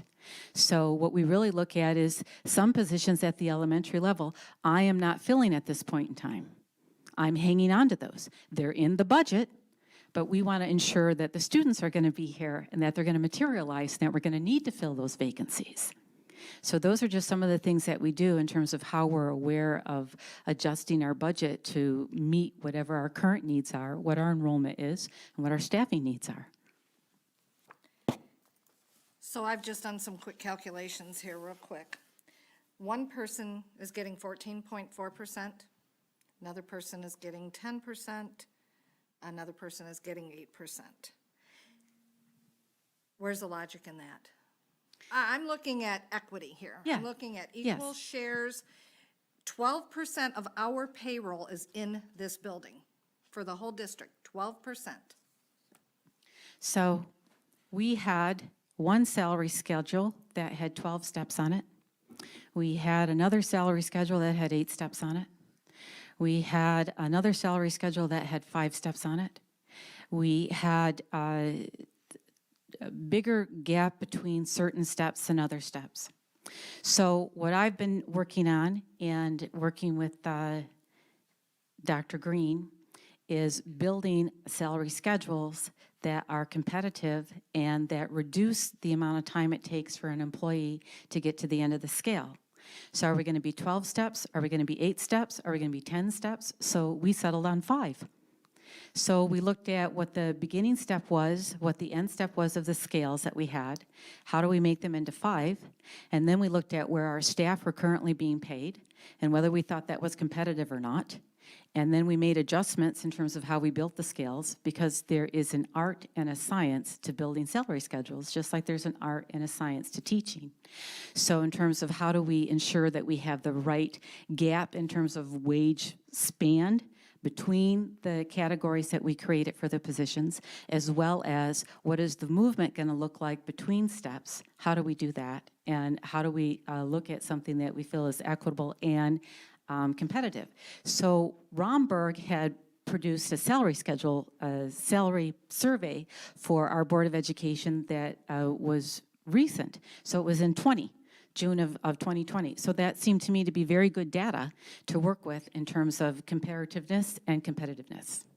So once we built all of those schedules, then Ms. Evitz, we looked at where our current staff were sitting, and we made some adjustments, and some we did not move. And I will tell you why we did not move them, because some of these people were moved significantly in November, when Dr. Edmondson came on board and was aware that some people hadn't moved for 2 or 3 years, and that there were some concerns about that. And so some people were made a big improvement from November, and it seemed too soon to move them again in July, because it was more in that 14% or an $8,000 to $10,000 pay increase that someone got. So we left them where they are come July 1. Next year, they're now on the schedule to move to another step improvement.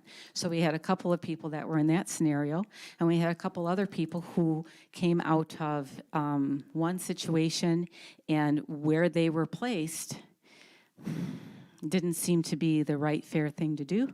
So we made a change there for them going forward.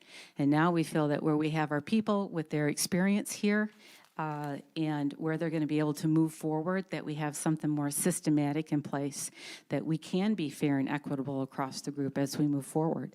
But it's been a challenge because there was not a good system in place. So I'd like to say, so the Ramberg report, and I'm actually looking for that now. I remember when Jeffrey Ramberg did that for us, and he encouraged us, actually, he strongly encouraged us and told us it was vital to bring our central office salaries up so that we could recruit and retain quality directors here. But his advice also was to gradually increase that, and he strongly admonished us against trying to do it all at once. And he told us that we could not financially sustain a large increase at once, which is what these contracts do. And the other thing in the Ramberg report is he gave us an organizational structure for central office, which did not have all of these extra positions. We are not only increasing salaries, but we're increasing support staff, and that was not part of the Ramberg report. Again, his advice to us was to use data to support the positions, and he had ratios from the state of Michigan that showed us exactly how, what the staffing needs should be. And so this presentation with the extra positions and these salary schedules are actually contrary to what he advised and the board adopted in 2020. So I think we're really only adding one position to central office, and that's the HR generalist, and we are paying that with the grant funds, and so that is not going to impact the operating budget, the general fund budget. What about, I'm sorry. I'm sorry, go ahead. I'll just use this for an example because it's in my head. I remember when we gave central office raises in the summer of 2019, and we moved the curriculum director to 101,000 at that time. And she left here in March of 2020, so we are just a year past that. So in March of 2020, for curriculum, we had a director making 101, and I agree that needs to come up, and she had an administrative assistant at, I'm going to guess, ballpark at about 40-ish, and grants were done. So for less than $150,000, our grants were covered too. So if you look at it, we have a curriculum director, and we raised that salary, which we should have, to $115,000. And now we finally got our director, the support staff that she needs, but we still aren't covering grants, and because of that, we have paid Ms. Miller, $102,000. yeah, I was gonna say $100,000. So we're adding positions because we're not getting the same bang for our buck, I would say. And that's not to disparage anybody, but I'm saying that last year, we were getting curriculum and an administrative assistant and grants covered for less than $150. Now we have $115 plus the administrative assistant, plus we're still trying to hire someone to do grants, so in the meantime, we're paying $102,000 for it. And then this, I think, would increase that salary to $120. So we're increasing and we're competitive, but again, I'm not saying that our staff isn't deserving of this. Our staff is deserving, and I can't even begin to imagine what it was like to navigate COVID. But I'm looking at it from the perspective of the district, what is sustainable, and we're doing these significant increases that are contrary to the Ramberg report that we paid in excess of $20,000 for.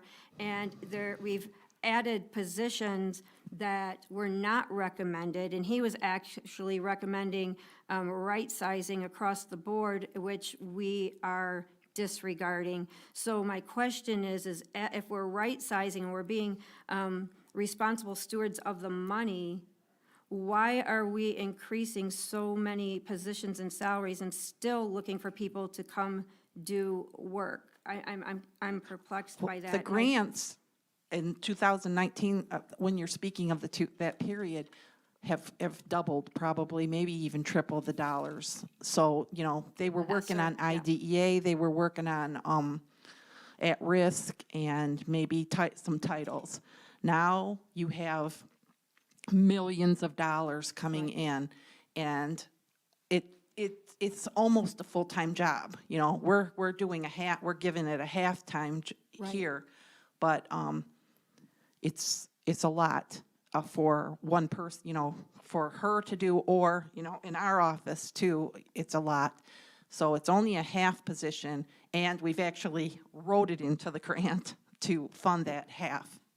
Right, But yes. those grants have more than doubled in the time period since 2019. Sure, thank you for that, Ms. Claire, because the pandemic has added a slew of grants, which requires a lot of detailed reporting and submissions. Mr. Garland? I'm the only person here who was here in 13 and went through the cuts and know what happened. So I just want to say this, you guys yourself, and raises or no raises, have said you've had to spend hundreds of thousands of dollars to get things right, back to good. You spent $100,000 to get our grants right. And the issue is, this district has to be right-sized. This office area has to be right-sized. I remember when it was good. I remember when this was a well-oiled machine, when everybody did what they were supposed to do, and this was the best place to work, and everyone wanted to come here. And I think, you know, questioning all these little things, it feels, for me, it feels undermining and degrading to what's going on. You know, some people have taken on 2 or 3 jobs, different positions. You know, I just keep hearing how we had to spend all this money to get us back to here, and now we don't want to hire certain people. We don't want to have certain positions, and we're going to end up right back in the same place. Yes. Because these people are going to leave. They're going to Yes. leave. They're being offered jobs now. They're Yes. looking at other places. I just wanted to say that because I've been Romulus forever, and I know what it's like when it's good here, and it's great. But I'm starting to see it come back, and I don't want to see it stymied. And Ms. Hazlitt's explanations are remarkable. I mean, she has such incredible knowledge of what's gone on and transpired for not being here for all these years. And then to bring this forward, I just wanted to say my piece about that. Mr. Garland, I truly appreciate you sharing that because it helps me to process things differently. I do believe that Ms. Hazlitt has provided us with great information and understanding about the contracts. I do also want to lift that I know how it is to have to operate a building or a district when you have only a few people doing it and they're fatigued and exhausted by the workload that they're doing, having to work astronomical amount of hours. When there's other people that they can bring in to support and build the district up even further. Yes. I believe that our district has received funding that will help support those positions. And if I can, Madam President, I think that we should go forward and reviewing the contracts and setting it up for approval. I concur with Noted. Ms. So- Sherman and Mr. Garland. So what we are going to have As to do, well. because there is a motion on the floor to table this, that motion will have to be voted upon. So Madam Secretary, if you would please call the roll. The motion is to table the discussion of contracts, and then if the motion fails, then we will go forward and discuss individual contracts.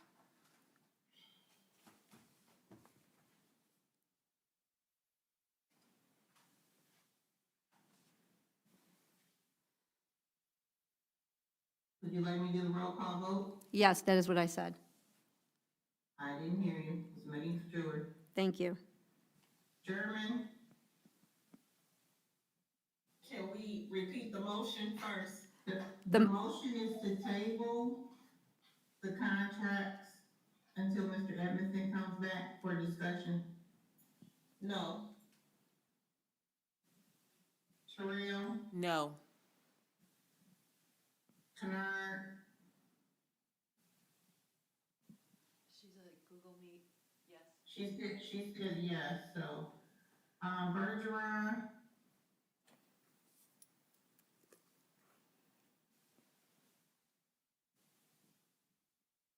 Evans? Yes. Piles? Yes. Lester is no. Bergeron? Motion fails if he's not available. So Motion fails, motion fails to table, so we will go forward. even though it's a tie. And just, yes, because a motion cannot pass with any fewer than four votes.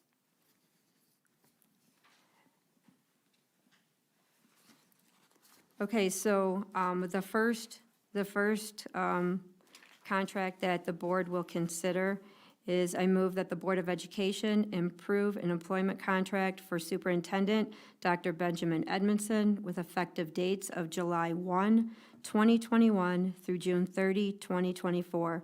Is there support? Support. Moved by Piles and supported by Wester. The floor is open for discussion.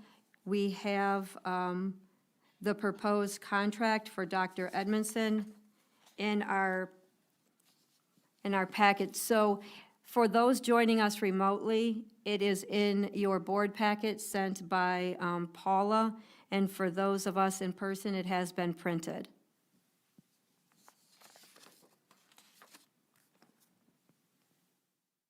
I need to find this.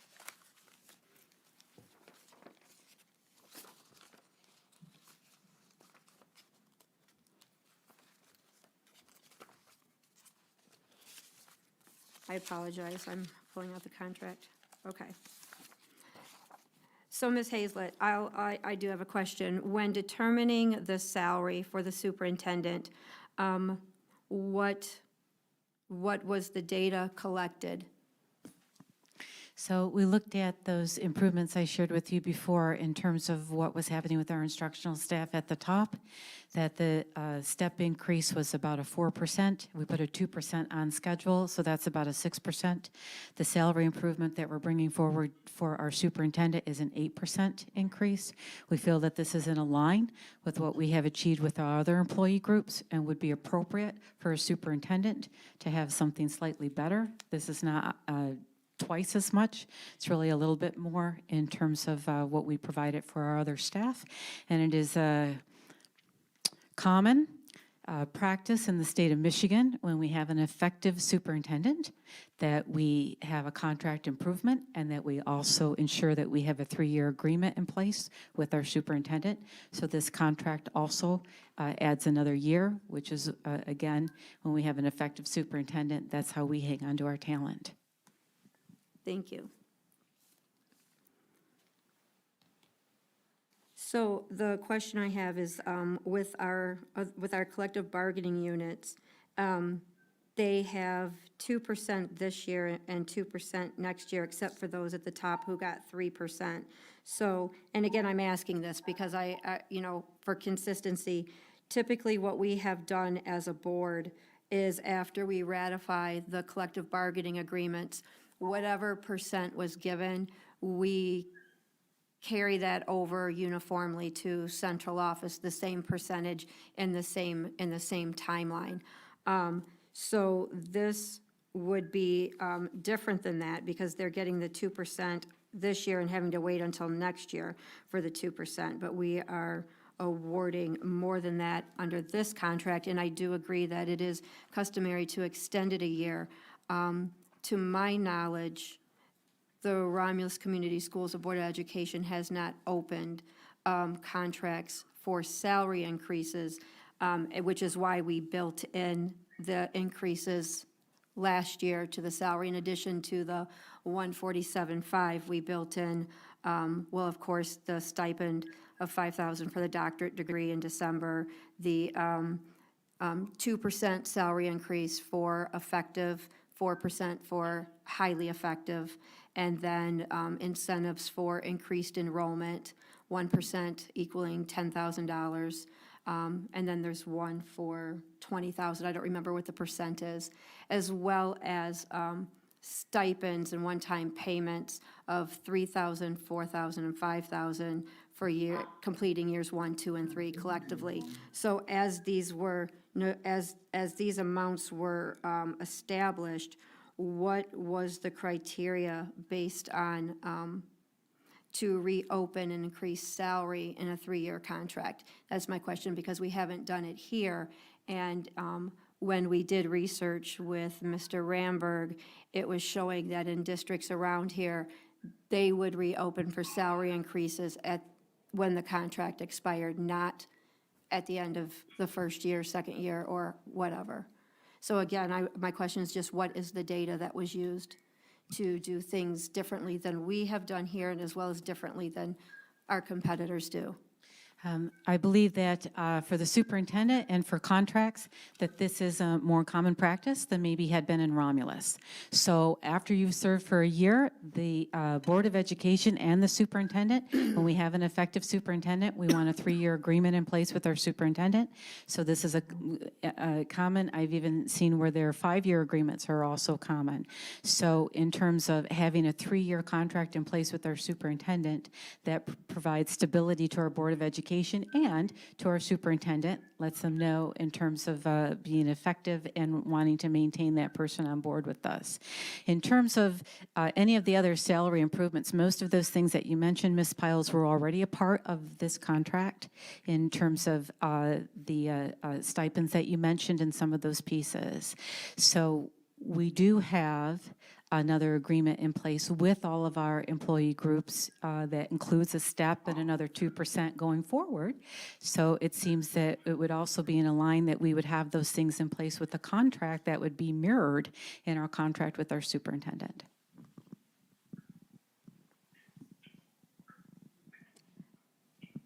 Ms. Evans? I have a question. When was it approved for Rod Green to do these negotiations? I believe that initially occurred in November. I think that was something that happened prior to my joining the school district. Well, yeah, so that, I will speak to that because that's a conversation that I had with Rod Green. So on November 9th, I believe, and I may be mistaken, but on November 9th, the Board of Education approved to have Rod Green negotiate our collective bargaining agreements, and which was RAZA, REA, the Secretaries Union, and the Para Union.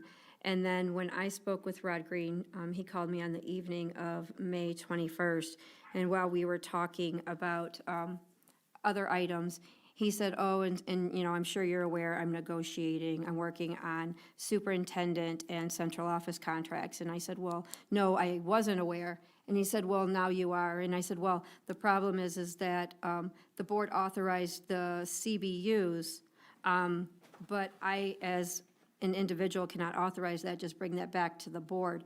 But until then, the board hasn't authorized to pay those.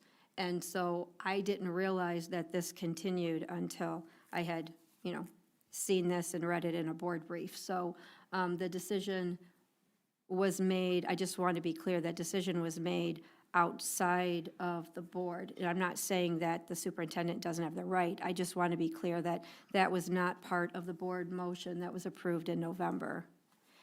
And I wish that we would even have Dr. Green here to explain this, because like I said, I'd like to ask directly which districts have opened their contracts for salary increases.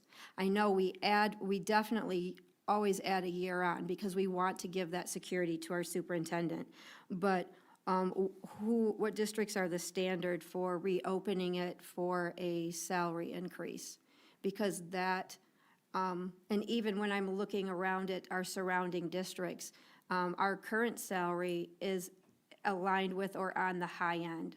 And so this increase is really above what surrounding districts are paying. But even more important than that, the surrounding districts that even have higher paying superintendents don't have all of the central office staff either. So our budget and transparency reporting, Romulus Community Schools will be a district that will list an unprecedented number of 100,000 plus salaries, and we're going to be an outlier compared to those districts around us. So what puts us in a better financial situation, and people can agree with me or disagree with me, but I challenge you to just go look at websites. I mean, and I'm looking at districts, and I will never say the name of another district from this table, but there's a district whose superintendent makes less, produces great outcomes for students, and has 2,000 more students than we have. And then there's some that take a lot of our students from us, and their superintendent is I don't know, making 130, I don't know off the top of my head. So again, I'm not opposed to this, but I want us to make data-driven decisions. So what was the basis? What districts are opening up and increasing the salaries, and especially like to this point? What are we basing that on? We want to be competitive, but all of these contrasts make us beyond what our surrounding districts are paying, and it concerns me for our sustainability.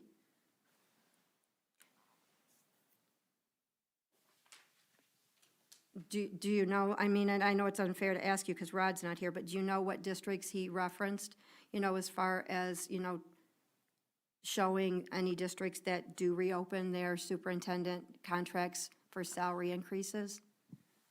Madam President, I don't know if, I'm going to assume that Mrs.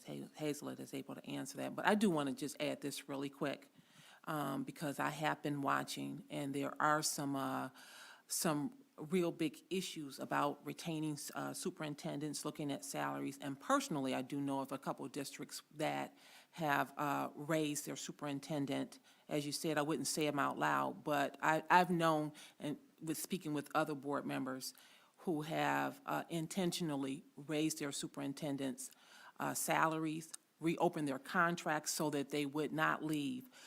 There is a great need for superintendents, good superintendents. They're in shortage of great superintendents. And so when we start thinking about, is this something that we want to do, I think we've already gone over the fact that the budget has accounted for the increases. The budget has been looked at several different ways, and that we've approved that, and we've also indicated that we're going to move forward with voting on these contracts tonight. And I'm kind of, aligning with what Mr. Garland just said. This almost becomes insulting that we have to keep regurgitating every little item over and over again when it's been stated this was something that was reviewed. It is something that has been in our board brief to let us know that all of the contracts were being considered, including the superintendent, and we should go ahead and move and vote. Thank you. Ms. Evans? I am looking at the fiduciary responsibility of this district, of myself, and the community surrounding this. I don't have a problem giving increases. However, I feel that we are getting top-heavy in this building. I truly believe that. And that's why we've had a problem all along with Okay, retaining. well, let me retention. finish. I'm sorry. Let me I'm sorry. finish. We are also, which we didn't even bring up, we're bringing in another department, the virtual department. Where's that salary? There is not one penny in this budget, on this sheet, of the $1 million that says for our director of finance. Jewel Claire was not paid, Jewel. Marie Miller was not paid through that department. She was paid out of accounts payable, not associated with the accounting department. What is that going to cost us? So now you've got at least 2 more salaries to increase. Financially, fiduciarily, I am not comfortable. I am not comfortable. I will say that. And there is one person's contract in here, and to me, it is extremely low for the responsibilities this person has. But then you need to vote that you don't agree with it. But I think we need to move ahead. We've been talking about the same things that we've gone over. We had an audit meeting, audit study that we've taken place, and we need to move ahead and vote. I'm not arguing the budget. However, I do feel that we need to be financially responsibility to the community. And we are getting top-heavy here, and I've never seen, and Billy, you can correct me if I'm wrong, I have never seen this many people working in this building. Never. I will say that, and I want to make it clear that asking questions, when you have financial responsibility, and when you're part of a community that watched our staff take significant concessions, and our teachers have been restored at a painstakingly slow rate. asking questions is not insulting. I think that every board member agrees that every staff member employed by Romulus Community Schools is deserving of more money and does an extreme amount of work in exchange for the amount they are compensated. And that is around the board. I mean, we had teachers teaching virtually and in person at the same time. That was difficult. So our questions, again, are not meant to insult. It's because we take the responsibility of being fiscally responsible and stewards worthy of the responsibility of the finances seriously. And this is not a discussion about what people deserve. It is a discussion about what this district, with ongoing declining enrollment for over a decade, can sustain. And again, I'm thankful for grant monies, so thankful for grant monies. I don't know how we would survive. But we can take our grant funding and we can allocate it for adult salaries, or we can say, if we didn't use these grant funds for adult salaries, what impact could it make if we allocated those resources for our students? We have increasing declining enrollment for a lack of programs, for failing schools. People don't leave this district because they're white. People leave this district because they want better for their children. And we need to be willing to examine that, because if we establish a school district that offers high-quality education and instruction and programs that other districts are offering, we will build a sustainable district where everybody gets more. Students get more, staff gets more, and it is a win-win. These questions are not meant to insult. They are meant to look at, we keep talking about ESSER funding and grant funding, and that's going to go away in 2 or 3 years. You know, all of central office right now, I think the most senior employee, and correct me if I'm wrong, our directors at central office is Mr. Cooper. And he has been in that position, right, well, not at central office. He's been in that position for less than a year. So we hired a superintendent in August. We hired a curriculum director in November. We hired an HR director in January. And we increased the salaries to be competitive and marketable then. And everybody we hired saw those salaries we were offering and accepted them. Now, here we are months later doing substantial increases that we did not give our teachers who are in the front lines every day. Substantial increases that we did not offer our administrators, who are the buffer between our teachers and our central office staff. And I am not saying our central office staff doesn't deserve it. But what I am saying is, if we are not very careful with our spending, what do we do first when we cut? Who suffers the most? Our students suffer and our teachers suffer. And I want to avoid that. Madam President, if I can. Yes. Since I have joined the board, it has been very divisive and it has been a contentious relationship. I don't feel that we are moving forward. When I think about what you just stated in regards to children and how this, the funding should be towards the kids, it is for the kids. When I look at the central office staff, they are necessary in order to be the visionaries behind the district. I think that we're standing in the way of them doing what is best for the district, the kid, the support, the staff. The teachers spoke already. There were staff members from Romulus that came in and applauded central office for the work that they have been doing.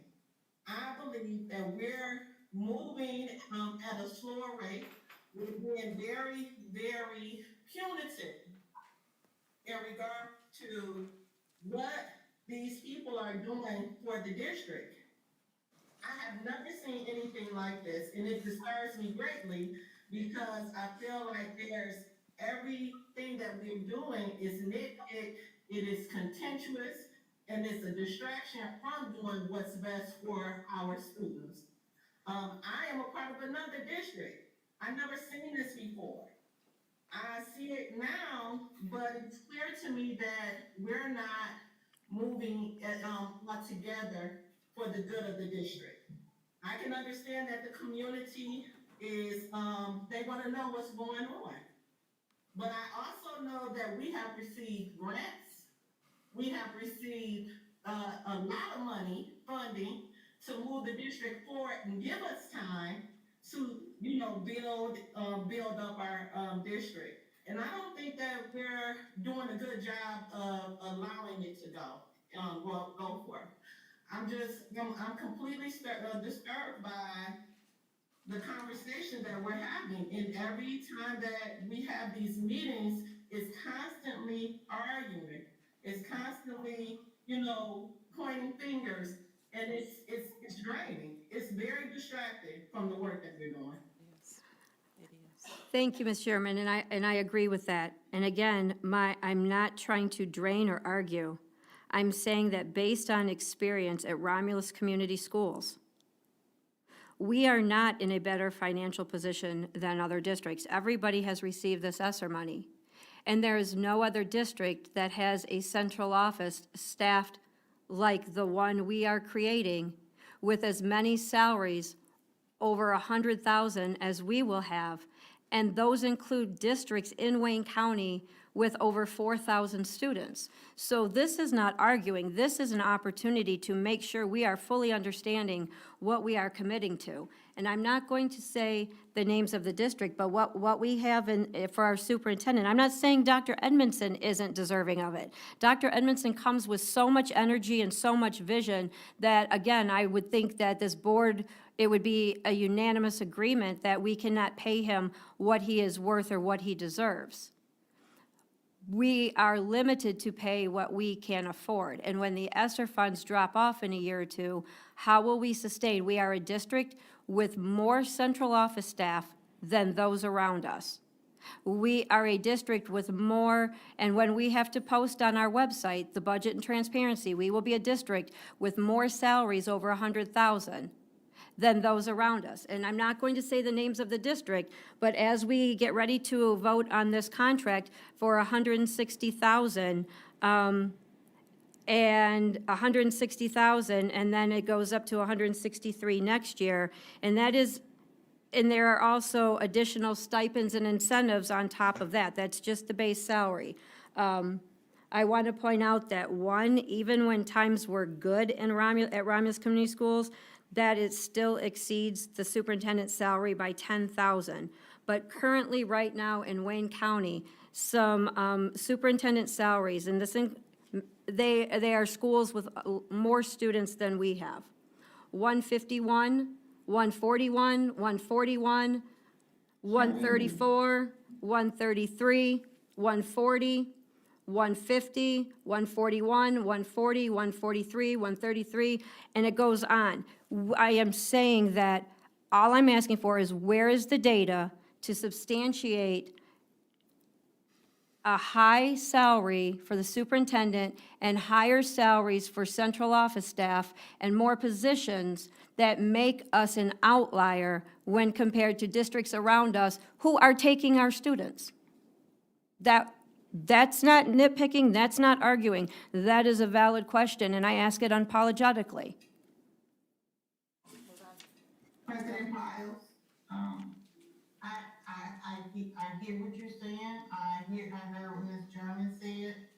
We want to move the district forward. And yes, we say 2 years from now, our ESSER funds grant may be gone. But I'm thinking and I'm hoping and praying that 2 years from now, that we're up on our enrollment. So we want to think positive. We want to give our teachers and our administrators the tools and the things that they need so that we can offer these other programs to our students to bring them back. And I think Ms. Hazel has said it, you have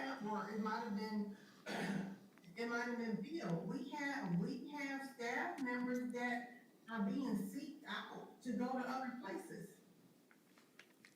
And if we, we're listening to our finance director and our HR director, and if we have the funding so we can do what we need to do to hold on to our staff, so that we're not down this road 3 years from now trying to rebuild it again, Let's do it. we need to move forward. We really need to move forward, and we need to come together, because we don't look like a unified board. Because like Ms. German said, it's always like nitpicking against certain things. Certain things will go through, and other things we nitpick over. We just gotta come to some consistency. Thank you. Thank you. This is a significant increase, which is why I think there's so much discussion about it. Because in addition to the salary increases and the new positions that we're adding, I believe that the additional costs that we don't see, I know Ms. Evans asked about the FICA cost, that's approximately, another 30%? Ms. Hazlett?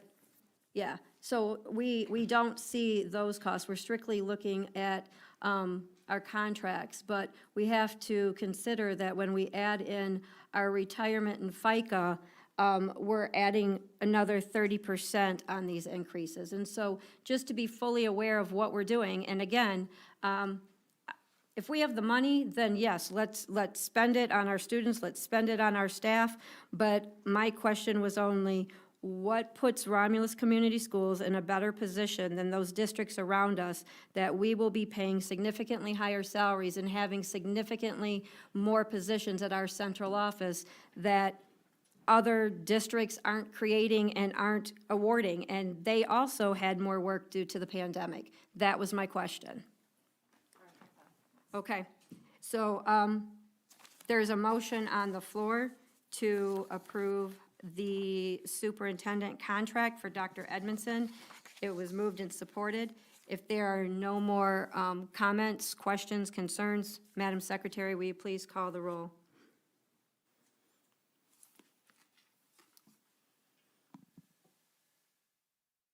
We can't hear you. There's a motion on the floor. If no one has any more questions, which I'm assuming there are none, Madam Secretary, will you please call the roll? Thank you, Ms. German. Terrell, Yes. Bergeron, That's the one. German, yes. I believe he's muted too. Yeah. He is muted. Kennard, Evans, No. Files, No.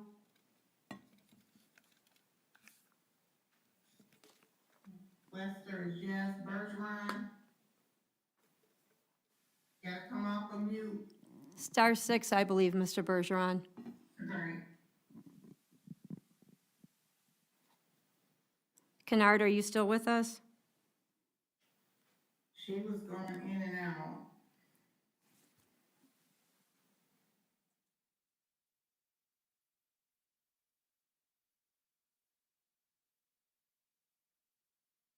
Mr. Bergeron, you gotta hit star six, right?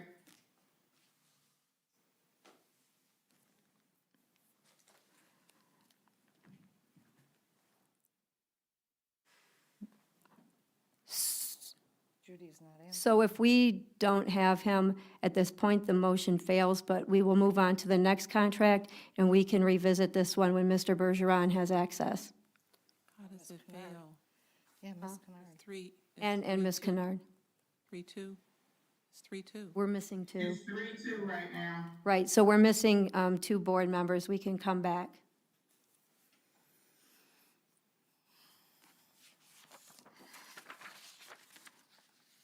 Is it because we're, It's because we did a roll call vote, and there weren't four yeses to pass that. So we have the contract for Margaret Hazlett and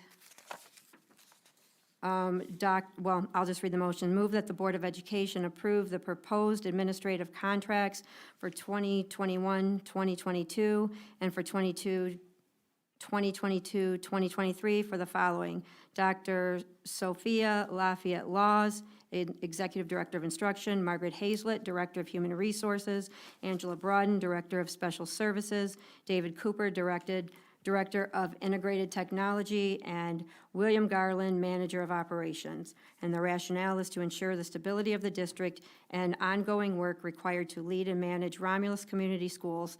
The employment contracts for the cabinet-level positions are presented above. The compensation and duration are aligned with our collective bargaining agreements. Contracts contain a step improvement and 2% on schedule for each year. Agreement contains a 2-year employment contract. We have worked in collaboration with Troon Law Firm on the administrative positions and contracts. Is there support? Support. Moved by Piles, supported by Wester. The floor is open for discussion or questions.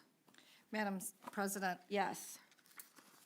after looking at all of these contracts, there's one individual who is drastically lower than others, and he has the longest employment in the district. He is roughly half of the average salaries. I'm not comfortable with that. Okay, so Ms. Hazlett, would you be able to speak to that, the rationale that was used? Sure.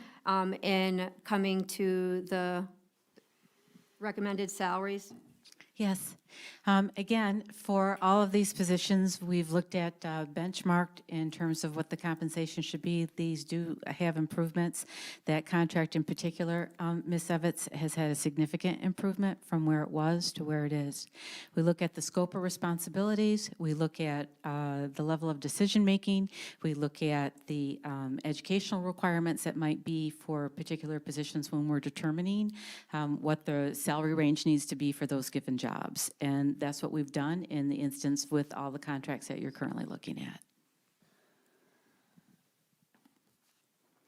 So experience is not overriding a paper degree?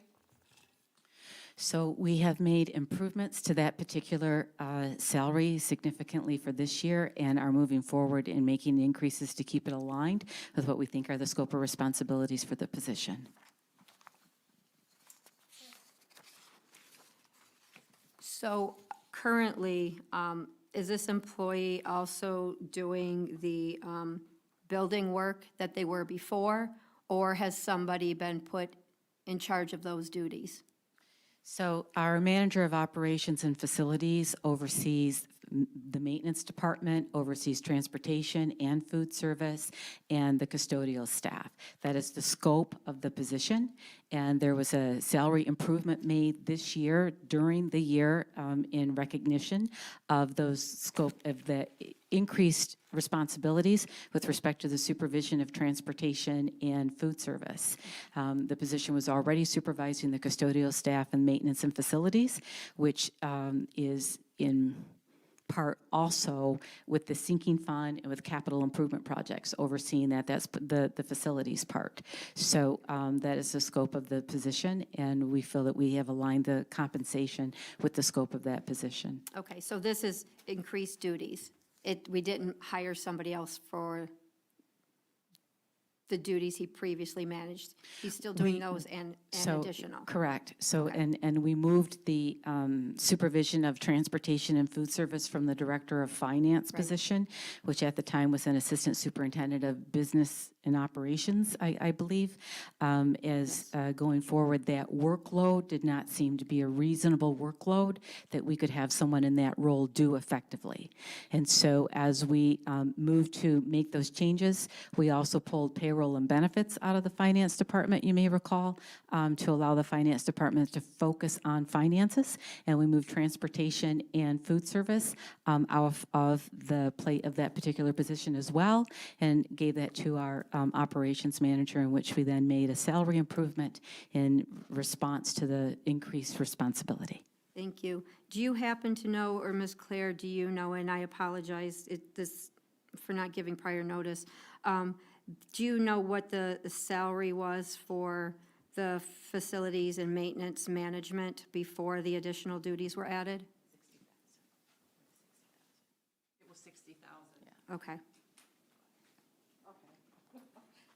It was 60? So this is a, It was 60? Yes. You're right, you're talking about the 1920 year where we started this year? okay, so we had a manager of facilities and maintenance. Correct. And what was the salary of that position? Approximately $60,000. Okay. So we And are, then, when we moved the transportation and food service responsibilities there, we improved that by $6,000. Then why is it on here as only 60? I'm not sure what report you're looking at, Ms. Evans, or what information was requested when that was pulled out of the system. It looks like you have set contracts, again, for, He's given additional as a stipend instead, so that's why it looks funny on there, because but also she has contracts that have the full contract amount, even though the person hasn't been here for a full year. So I'm not sure exactly all the things that she's looking at. Sue, I'm looking at this, So- though. This is an increase of 8,000. Okay. But the contract itself, the salary is $68,848. So the additional duties. Being proposed for 21, 22. Right, Yes. so So he's getting- the increase for the additional duties is 8,848. No, 2,000. No. I thought we were paying 60. 2,000. So, Ms. Piles? Yes. When we asked the operations manager to take over supervision of transportation and food service, which was a decision that happened at the end of January, so we were halfway through the year, we made a contract improvement for that employee of $6,000 Okay. in Right. response to the additional responsibilities that we had assigned to that position. Yes, thank you. And then going forward, we use that as our base, that was now the base for that position. And what you had before you is what we're proposing in terms of an increase for the 21-22 year. Thank you. I understand, yeah, because I forgot we had that stipend, the monthly stipend, and so, okay. Is there anybody who has not spoken yet that has any questions before? I heard you take a breath, Ms. Evans, but we have to see. Fine. Ms. Terrell, Ms. Wester, Ms. German, Ms. Kennard, Mr. Bergeron, do any of you have questions? No, thank you. Oh, I'm sorry. How many other additional increases are there for these contracts that we have not been? So I now see there's one $6,000 increase. Ms. Evans, we also put a stipend increase for the Director of Integrated Technology. Okay. And that's going to be added to this, to the board office. What is that? And then we incorporated that into the new base for where we started with that position and the contract improvement that you see before you for the Director of Integrated Technology starts with that new base in which we made that adjustment to the compensation, and then we had the 2%.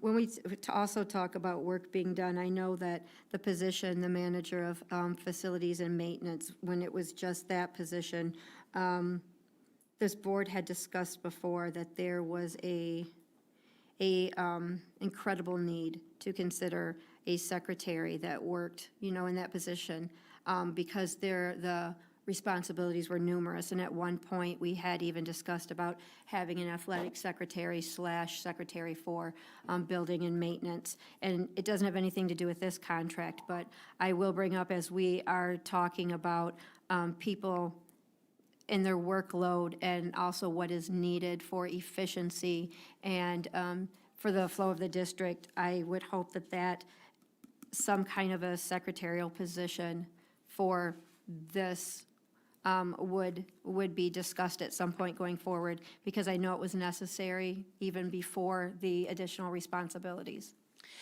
We have plans for that, so we already have 2 positions that we have earmarked to assist with that with assist specifically with clerical secretarial support to the manager of facilities and operations. Thank you.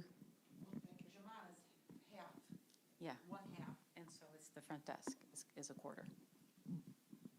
Okay, thank you. Okay, so that was for the manager of operations, facilities, and maintenance. Are there any questions or comments, concerns about the director of integrated technology?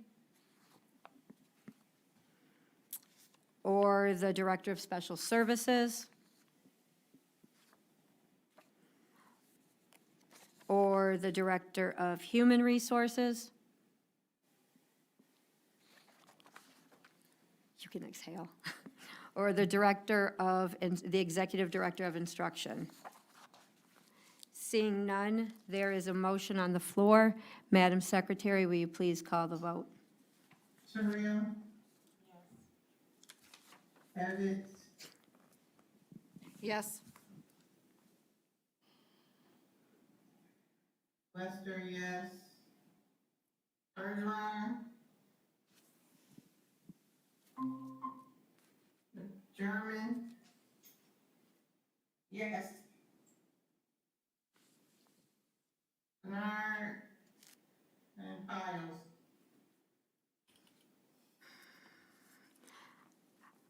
I'm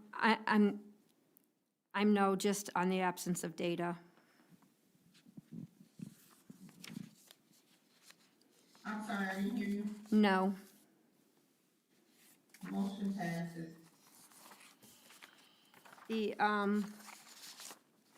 Sorry. Next item on the agenda is an administrative contract for the high school principal.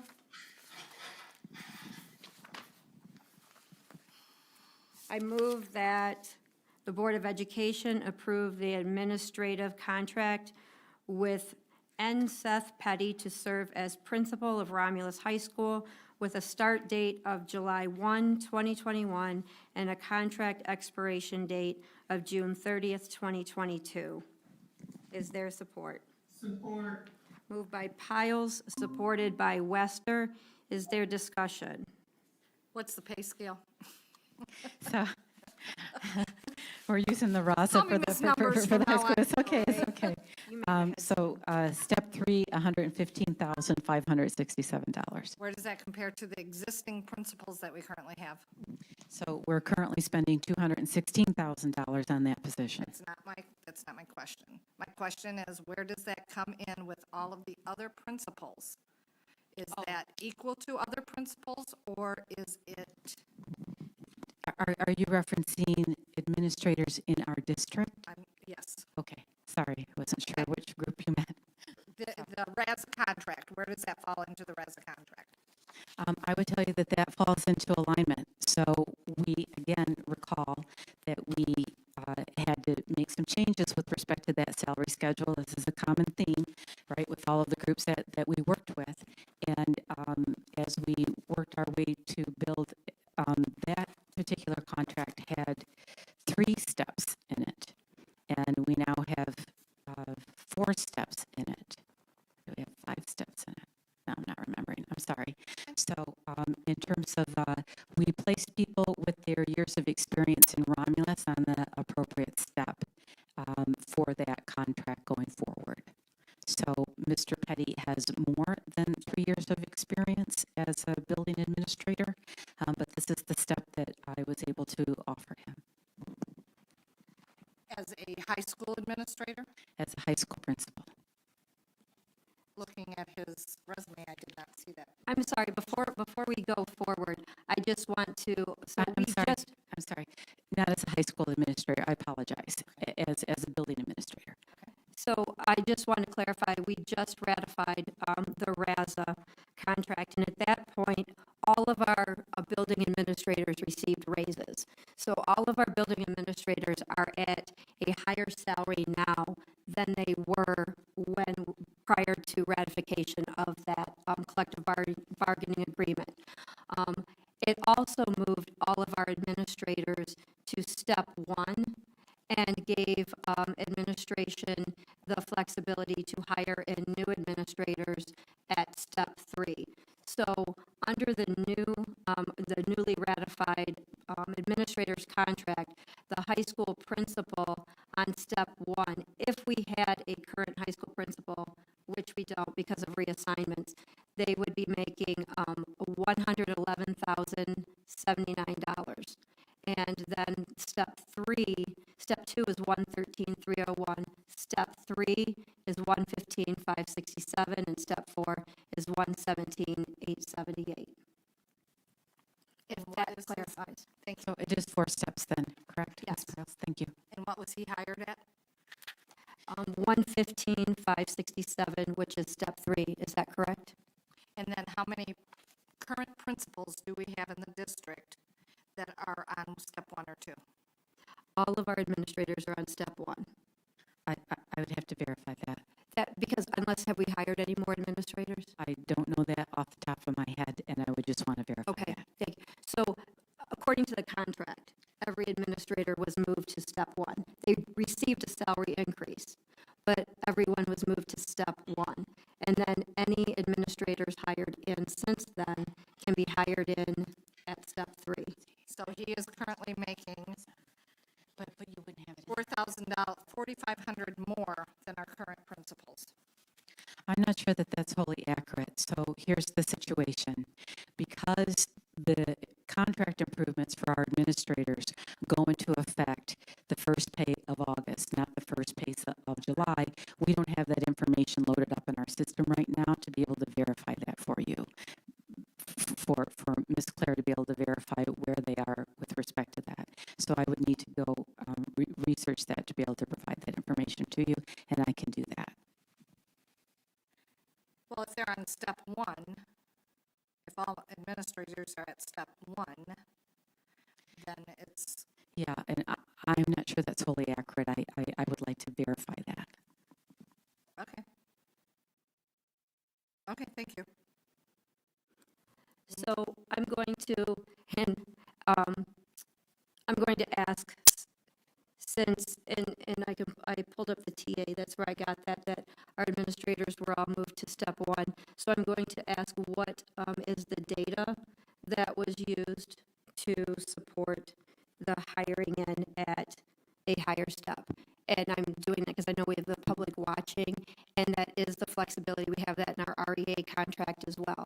So I'm just wondering if you could please share with us the rationale for the hiring and the data that was used to justify hiring. Absolutely. at step So 3. once we build the scale and we have a competitive scale within our administrative agreement, then when we're recruiting for our talent for these positions, we also look at what they're currently making and what is it going to take for us to be able to attract them to come to our district. This is why we asked for the flexibility with respect to our teachers union for us to bring someone in on different steps, and similarly with our administrators. So that's what we do in terms of going forward. Once we vet out someone we know we have a talent and we really want to bring them on board, then we look at what their current compensation is and we work out the specifics.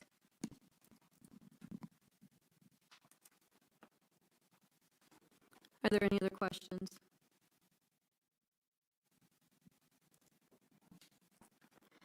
Seeing none, there is a motion on the floor. Madam Secretary, will you call the roll?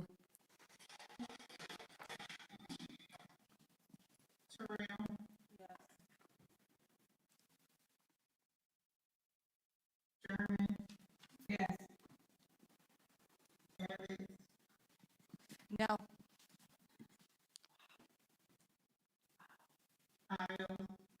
No.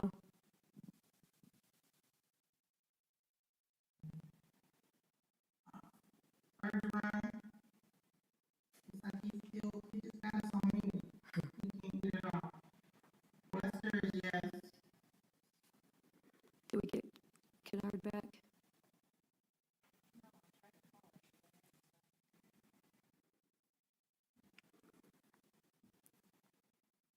Okay, so that fails for now. If we could maybe get some data on that too, just for the salary increase. We do need a high school principal, but I think it's just the salary that's in question.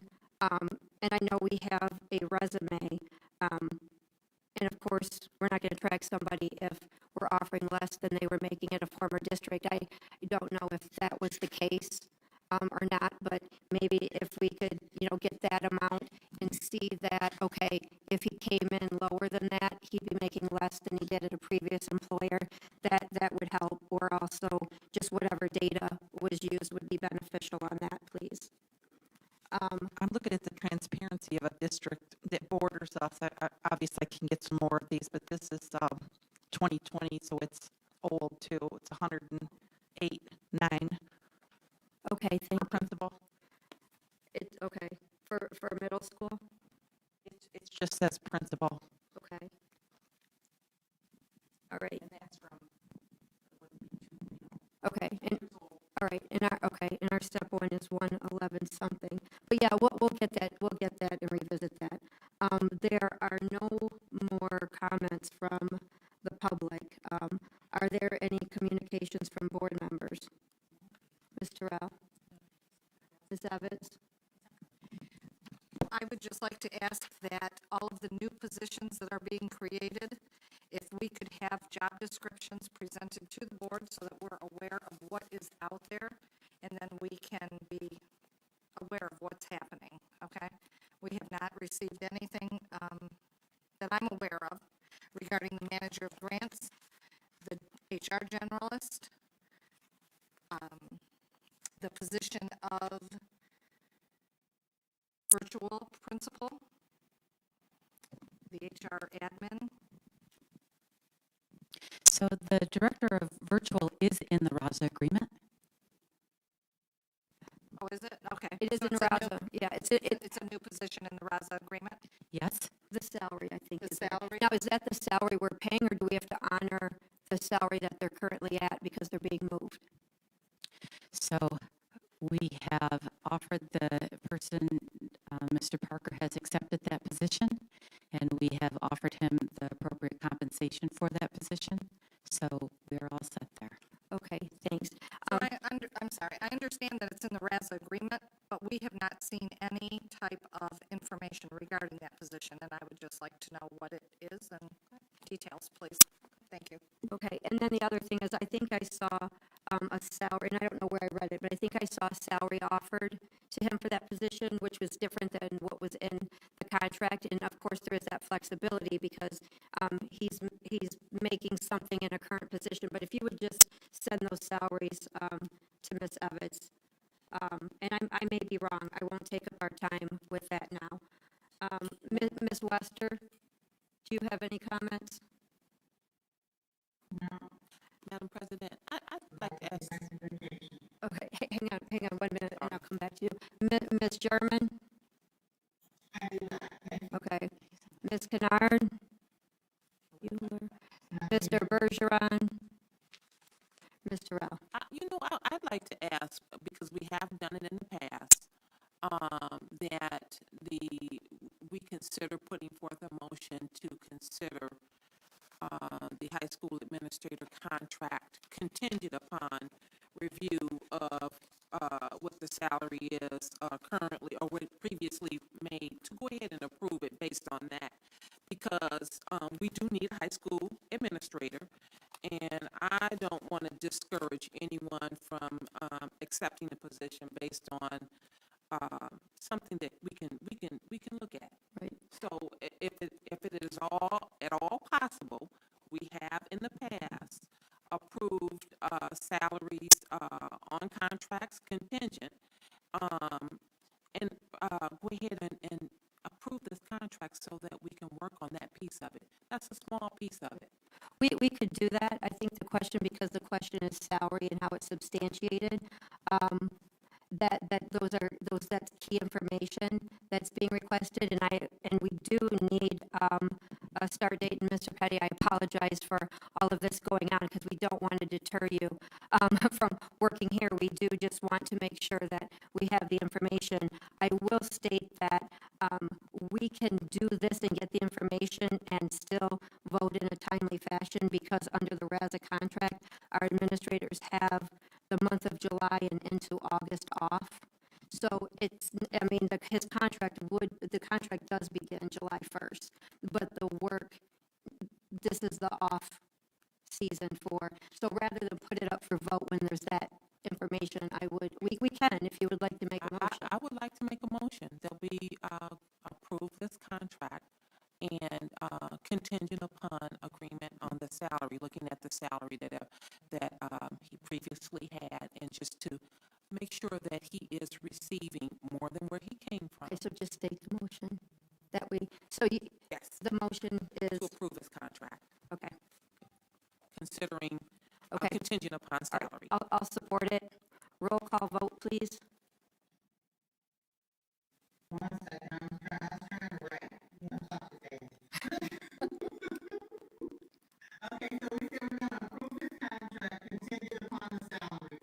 Yes.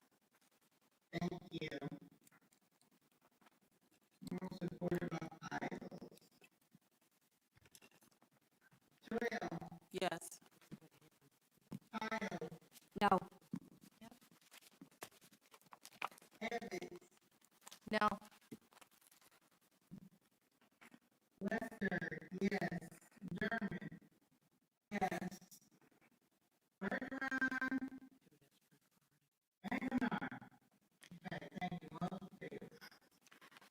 Motion to adjourn? Support. Oh, moved by Pyle, supported by Evans, with just half a second before Wester. Roll call, please, Madam Secretary. Yes.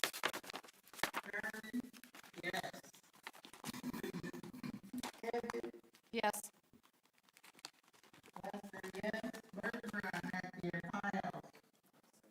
Yes. Thank you. Are you back? Are you back from vacation?